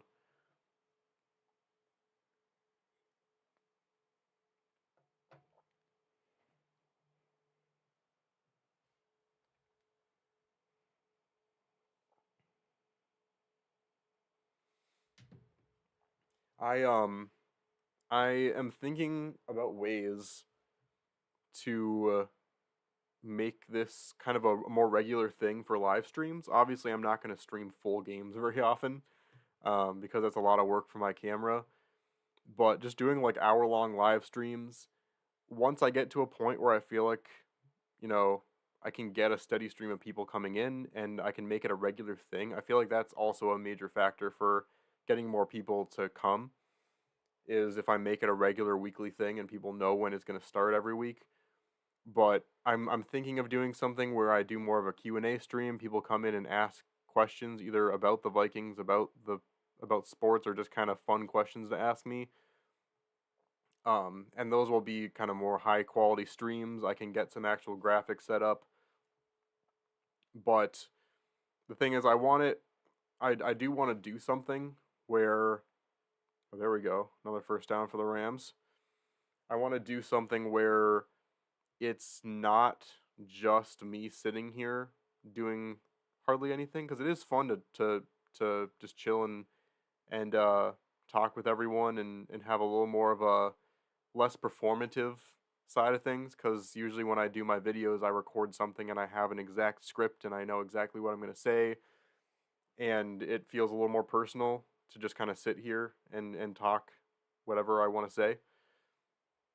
But I want it to be a little more interesting than me just sitting here doing nothing. But I also don't want it to be me recycling the same content. I don't want to go in and do like a video where people ask me a bunch of questions about the games that are coming up, and I say the same stuff in the stream that I'm going to already say in my preview videos. So I'm trying to find a way to balance that stuff out where I can make more unique live stream videos that are also entertaining and engaging. So if anyone has ideas for things I could do that would be different from my normal content, I could do like live streams where I do fun stuff that isn't even sports related, just kind of like fun challenges, stuff like that. But who knows? I had fun doing stuff like that on my old channel. There we go. Rams getting in field goal range. This is the part where every single play is going to start counting, because if the Rams can get a touchdown here, it completely changes the trajectory of the game. The Lions are not scoring on command like they were in the first half. Things have really started to level out for these two teams.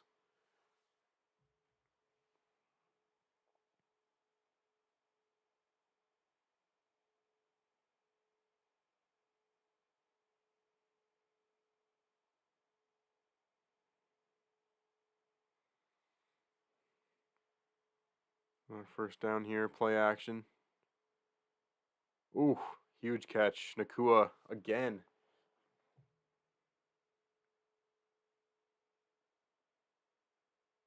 What is Nacua at right now?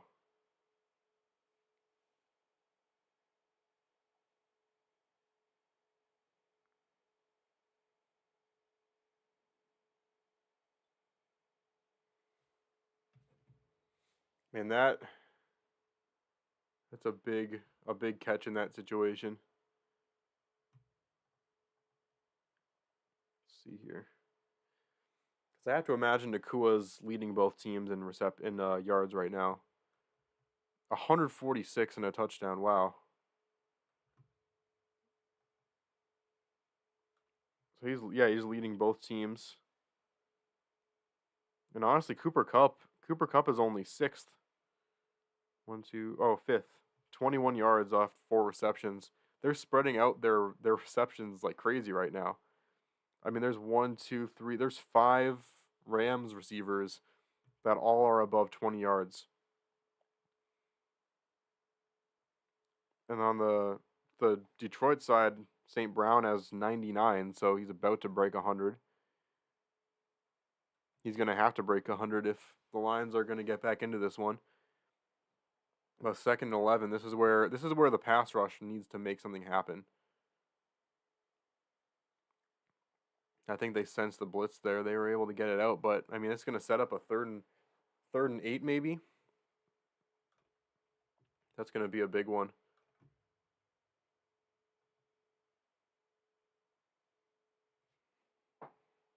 Oh, is Anzalone hurt?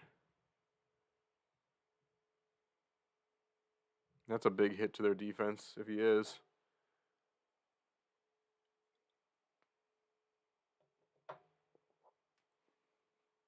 Oh, yeah, commercial break. We'll check on him. That would suck if he was hurt. One thing I just thought about, I totally forgot about, is I forgot about the whole Hard Knocks thing. I've been watching all the Hard Knocks games or Hard Knocks weeks, and it's going to be a tough end to the series with the Dolphins. Man, one thing I don't think about. This is my ADHD brain just completely going from one point to another. I apologize, but first of all, I'll finish that thought. The Lions, HBO. It's been a lot of fun to watch the Hard Knocks, and I really didn't expect them to go that far into the whole Tyreek Hill fire situation in there, but he seemed to be pretty open about it. I thought it was a really good year for it. And I love Mike McDaniel as a person, and it seems like, gosh, I don't know how to put this. It seems like he would be a fantastic college coach. Like, he's all about getting those positive vibes in the locker room. He gets a group of guys together for sure. He's good at building that team chemistry.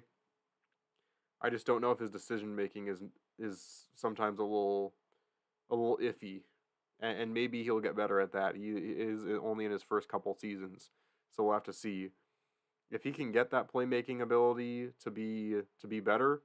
I mean, he could combine that with. I mean, he has some serious ability to bring guys together. Like, he's great at that. But I just don't know. But my other point that I was about to completely leap to randomly was, I don't understand how people always talk about, yeah, the players are going through a lot when they play in those cold weather games and everything like that. But I think about, as a tech person and a video geek, I think about like the camera workers. Like, if you think about it, they have to take pictures, take videos in like negative. It feels like negative 30 degrees, and they have to deal with all that and click on those tiny buttons in like negative 30. I mean, they would have to wear gloves that are way too thin for what they should be wearing in those conditions, and they basically have to sit there all game. Like, at least the football players get to run around. The videographers are sitting in like one place, then running over and sitting in another place all game long. So it's going to be interesting to see. There's a big drop on third and long. So the Rams, I mean, I feel like the Rams have to kick this field goal, because then if the Lions go down and score a touchdown, they'd still have an opportunity to tie it up. If it was any closer, like if it was 4th and 4 or 4th and 5, maybe. I just don't know. And yeah, they are going to go for the field goal. If it was going to bring the score to anything less than 1 or more than 1, like if it was going to make it a 3-point game or something, it would be different. But you got to take those 3 points with still 8 minutes left. But yeah, I'm really interested to see what those cameras are going to look like on Hard Knocks, because it also can be great for cameras to be in those conditions, right? I mean, I can't imagine.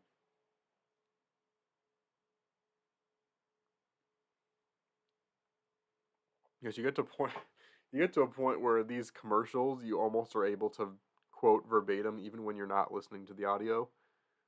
Just like over and over again, especially on these streaming services. Because right now I'm watching it on Peacock, not on the NBC station. So these Peacock commercials are just over and over again. These stupid karaoke guys singing, and then you've got the guy with the fancy car, and it's over and over again. Me and my wife have been watching or rewatching The Office, and we have to just quote we have to mute every single commercial because it's just getting so obnoxious. Let's see, what else is there to talk about with the well, I guess I never looked at the Wolves stuff because I mentioned them winning and then I just completely disregarded it. Yeah, the Wolves are back in front. They're now still in the lead for the Western Conference after another win over the Clippers this time. The Clippers 25-14. For some reason, I thought they were worse than they were, which is why I was confused why they played such a close game against the Wolves. But another impressive win for the Wolves, and they're still a half game above the Thunder. I have a sneaking suspicion that by the end of the season, they're not going to be the 1 seed. They'll probably fall down to 2 or 3. But I mean, it's going to be exciting. I can't imagine that they would win the championship this year, just because they have much less postseason experience than other teams. If it would be a heck of a series if the Wolves, say they went to 2 or 3, and then they played like the Mavs or the Kings and won that game, and then play the Nuggets in the second round. That would be really interesting, because even in the 8th seed, the Nuggets said that the Wolves were one of the toughest opponents they played in the postseason last year. And now with it, being a situation where the players are even, or the teams are even closer together in skill, I mean, that would be a crazy series. And it would probably go to 7 games if I had to guess.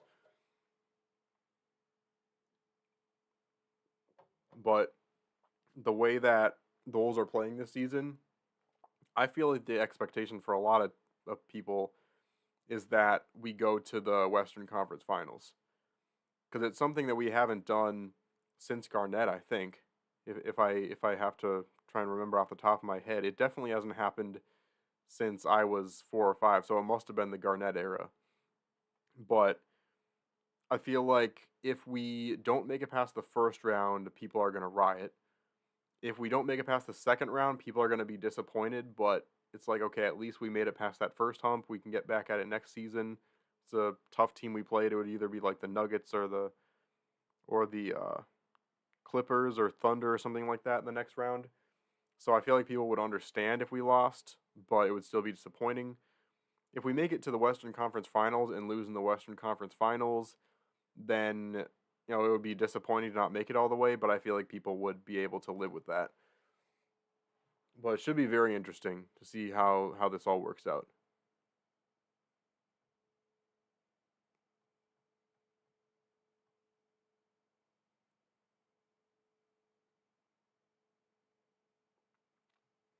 I forgot to mention, I'm not gonna mess with the camera at this point because it's set up so nice and everything, but I forgot to mention that I got a new setup.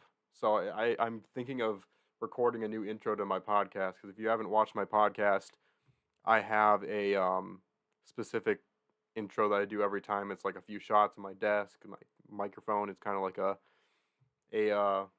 highly produced intro. But I might have to redo it because now I have a nice new desk. I'm really pumped about it. Before I had like a $50 like put together yourself desk, like one of those white generic desks you get from Target, and I had to put 2 together just to have enough room, and it was really skinny, and I wasn't able to do very good work on that desk. And now I have a nice, cool design desk. It's got kind of an upper level for more stuff. It's got LED light strips, and it's got a power strip built into the desk, so I can just plug things in right here. It's so nice. So I'll definitely show that in an intro that I make pretty soon here, because I'm excited to be able to show it off. First, I got to clean up this whole place, because I said I was going to clean up the office today, and other things got in the way. But definitely on my to-do list tomorrow to clean this up, and then maybe I can show it in its full glory, because things are still all over the place from the holiday season right now. I want to do like a setup tour, because I feel like I finally have a cool enough setup where I can actually do it without being laughed at. Because I'm one of those people that will go on like for hours about and like watching all these different things. I watch just podcast setups over and over again. I love just seeing how people set things up and how people have different equipment that work for them, and it's so fun to watch. So if you ever want to get to know me in real life, have a chat with me about equipment, and I'll geek out for hours about that. Once again, back to football, because it's actually getting really interesting now. Lions up 1, and the running game is going to become all that matters now.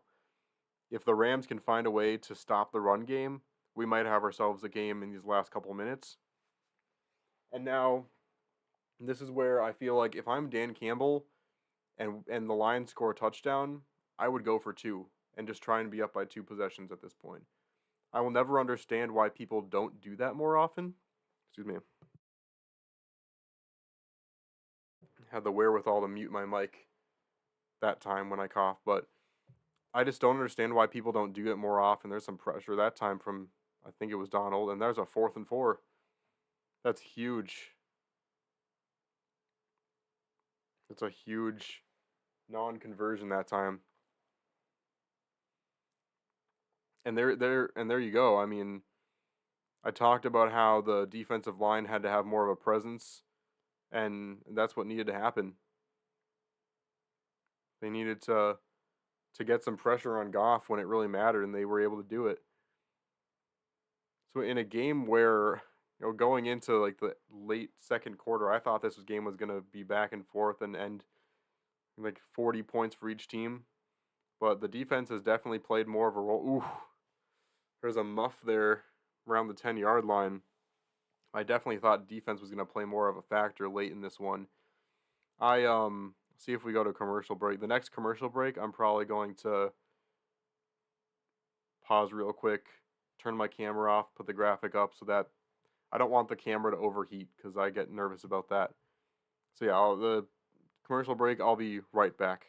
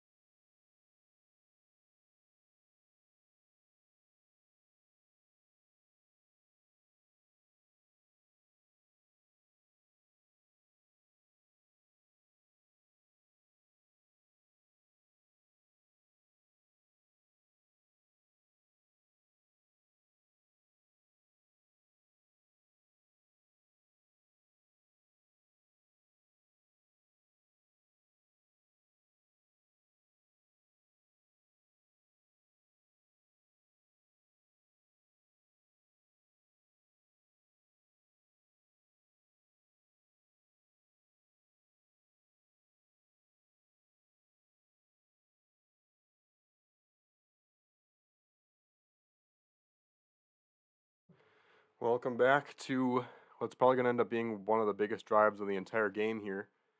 As let's see, I'm curious now. Did that turn my camera audio back on? It didn't. Okay, so there must have been something that went wrong last time. Yeah.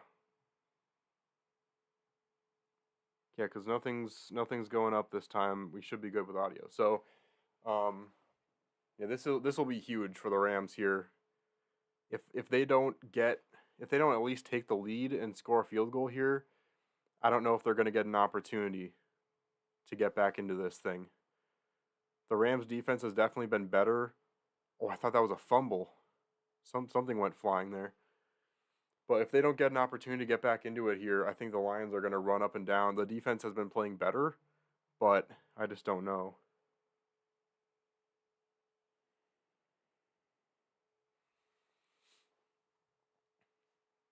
And once again, Nacua, that gets him up to 160 yards now? I mean, it's just getting nuts. Nacua with 181 yards. He's got an average yards per catch of 20, more than 20.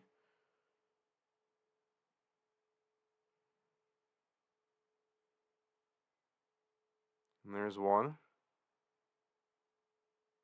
All the way down to the 40.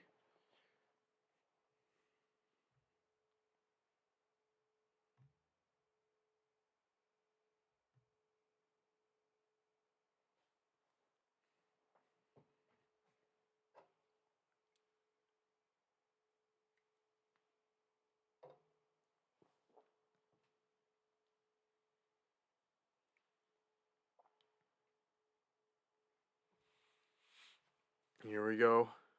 If they can get into field goal range here, it's going to make this really interesting.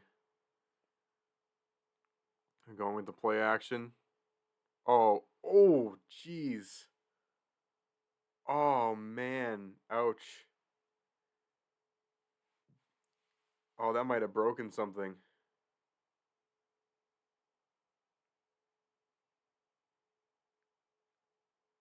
Oh. Oh. His knee just went. His knee just went right in. I mean, it must not have been as bad as it looked based on that replay. The fact that he's even coming off the field right now is crazy. But to me, I saw the knee kind of go like wobble around there. Jeez. I mean, the thing is, the player's launching himself, right? If Higbee makes that catch, cleanly, he's going to catch it and he might go down, or he might try and keep running, and that hit's not going to be as bad. So I don't know if I blame the defender for that hit. Like, it wasn't necessarily a dirty hit. It's just unfortunate. All right. So now the Rams in field goal range. And now it gets difficult because now the Lions are starting to think about the clock.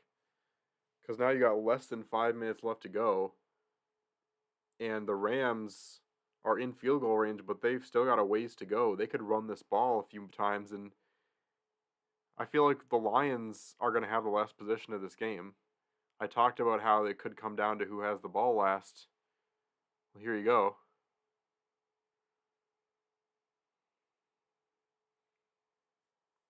34-yard line here. Ooh, almost got to Stafford that time. That's not going to get the job done. What are you doing? I understand you don't want to take a risk down the field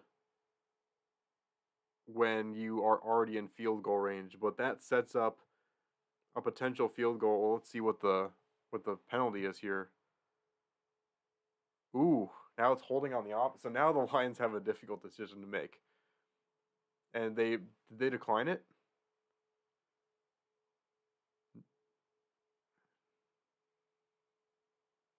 They must have declined it. Yeah, it was a good decision by the Lions there, because now if it's an incomplete pass, they won't have the distance for the field goal. But at the same time, you hate giving them another opportunity. I mean, it was the right decision. It's just, even when making the right decision here, it gets concerning. Because you can pick up the first down and have a chance for a touchdown now.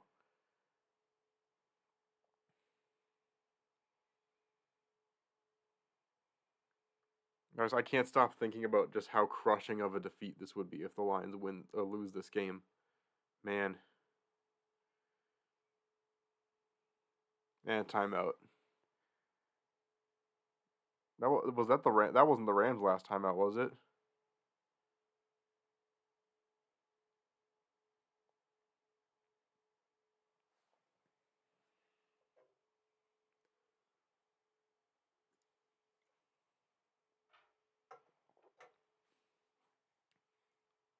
I'm talking about something here. Hold on.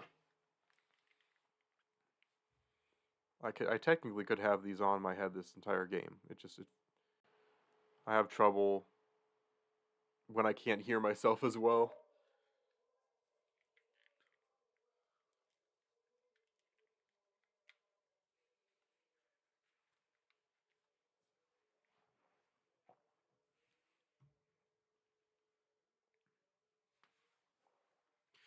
I feel like at this stage in the game, I have to have these on the whole time and hear the crowd reaction to everything.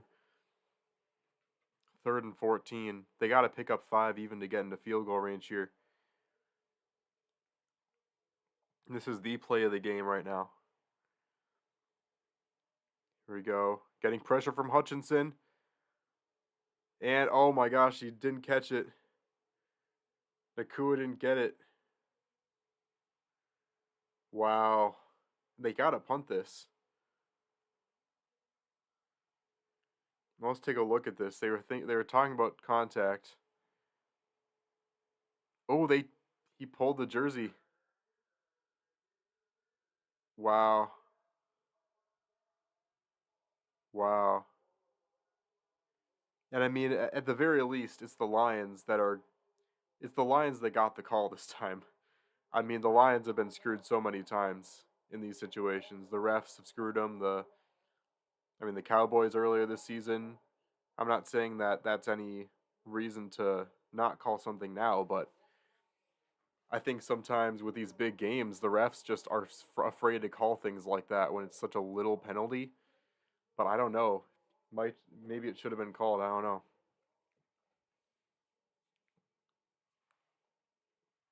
So now it's all going to come down to the running game.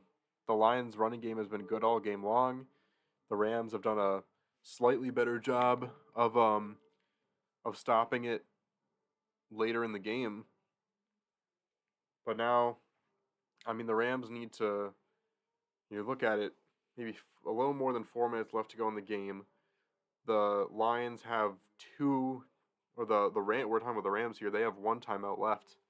That's huge. I mean, they called their timeouts early on in the game, early on in the half, and excuse me.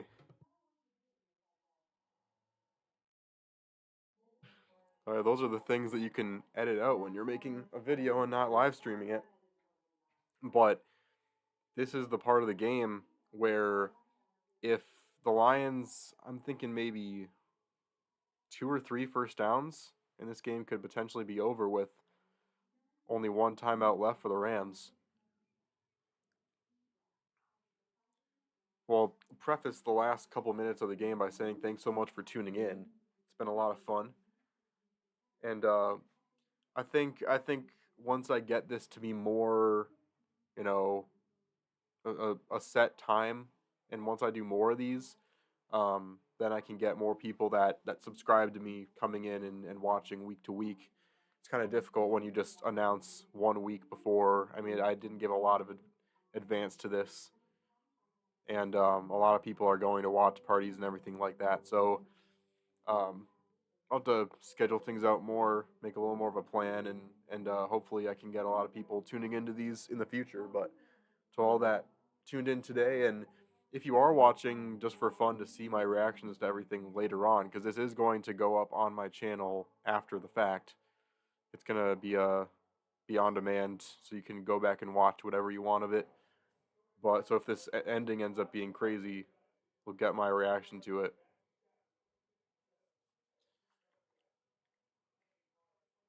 But I mean, I'm just still thinking about how crazy it is that Stafford got hurt the way he did. He was like holding onto his shoulder and everything. I mean, that shoulder's been through a lot. And he just came back out and he was just throwing like he's fine. I've never seen a guy fight through injury the way he has in his career.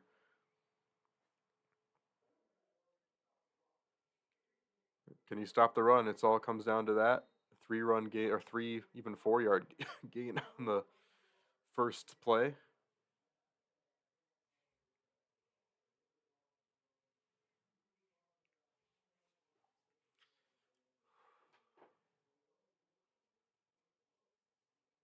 And I can't imagine what Lions fans are going through right now. Like, I'm kind of rooting for the Lions here over the Rams, but man, this got to be such a stressful game, especially since the Lions have not won a playoff game in so long.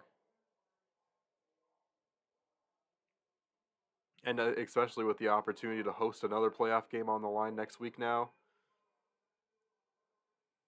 There you go. Huge first down. Now, even with the Rams timeout, I mean, I think, well, yeah, one more first down wins the game at this stage.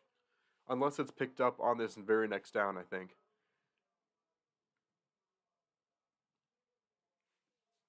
This is crazy. I mean, Lions fans came into this game today.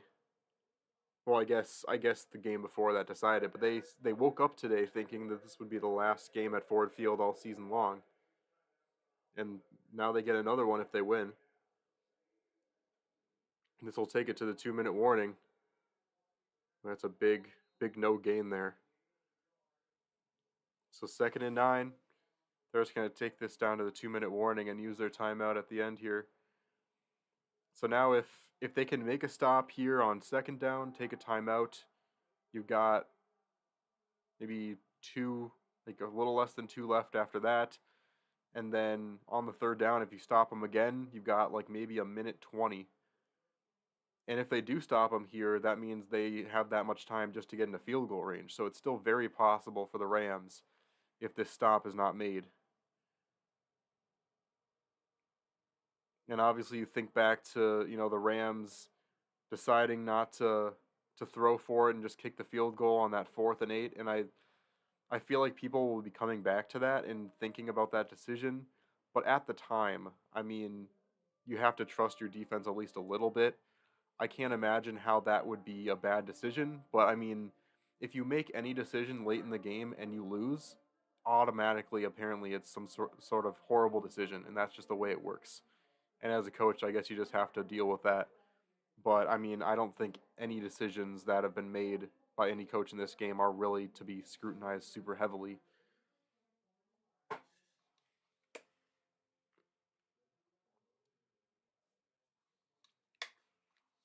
And it seems like now that we're at this part of the field, it's like around the 40. So you're not towards the field goal range because you're on the other side of the field here. So I feel like for the most part, we've avoided any crazy Dan Campbell decisions in the rest of this game because, you're not going to think of, oh, okay, 4th and 3 right near field goal range. Are the Lions going to try and go for this and end out the game? Are they going to do this or that? But now that they're this part of the field, I feel like they're either going to get it here or punt it, and there's really nothing Dan can do about it. You do get to the decision where it's like 4th and inches, and does Dan Campbell try and sneak it with the high probability of it, even if he's almost completely in Rams field goal range? You never know with Dan Campbell what's going to happen, but the end of this game is going to be crazy if the Lions can't convert here.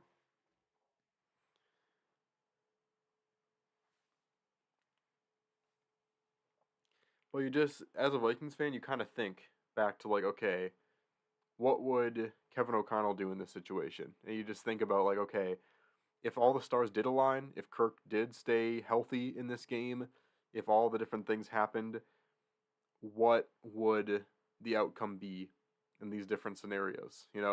Even if our team is at our complete best, would our coaching be able to take us there? Would our defense be able to take us there? Would our offensive line hold up in these different scenarios? Look at Aaron Donald charging down the middle. Garrett Bradbury or hopefully Christian Darrisaw would be on him in that situation. But I mean, what would happen? It's just a lot of questions to be answered if you're a team that's out of the playoffs, just thinking about these different situations. But we got 2 minutes left now, 2nd and 9, and they're gonna throw for it. Here we go. That's it. And that did it. So the Rams called a timeout, but I mean, you kneel it 3 times and it's over. Because yeah, I mean, I just said it. Chris Collinsworth said it in his very recognizable gutsy call right there. But Dan Campbell, I mean, I don't know if a lot of coaches would throw the ball in that scenario. But I think they realize, like, the way that these offenses have been able to operate, especially on 3rd downs and stuff, the Rams would probably have a pretty easy time getting down the field. So he understood that under no circumstances could the Rams get the ball back, and he understood that to Matthew Stafford, a minute 20 compared to 2 minutes left on the clock is really not that much. Yeah, they'll knee us down here. Wow. They did it. It's a good... I feel good right now about this. Good, close game where the Lions were able to pull it out. I feel like a lot of demons were exercised in this game. The Lions had a lot of opportunities to screw it up, and they didn't. Dan Campbell coached a great game. It's nice to see the fans be able to react in this way. So I feel good about it.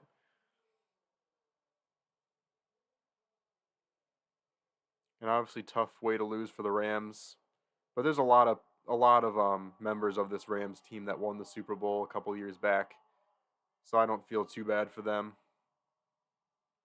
Nakua is going to be back. He put up. It does suck to put up an almost 200-yard performance and not win the game, but the Lions deserve this more than any other team. There's no way in the stretch of the imagination you could say that the Rams deserved this more than the Lions. They earned it the way they played. They earned it in the years of suffering they've experienced. And now they have a legitimate chance to... they are going to be the favored team next week, too. And, there's a very good chance they can be in the NFC Championship game, and it would be really fun to see that.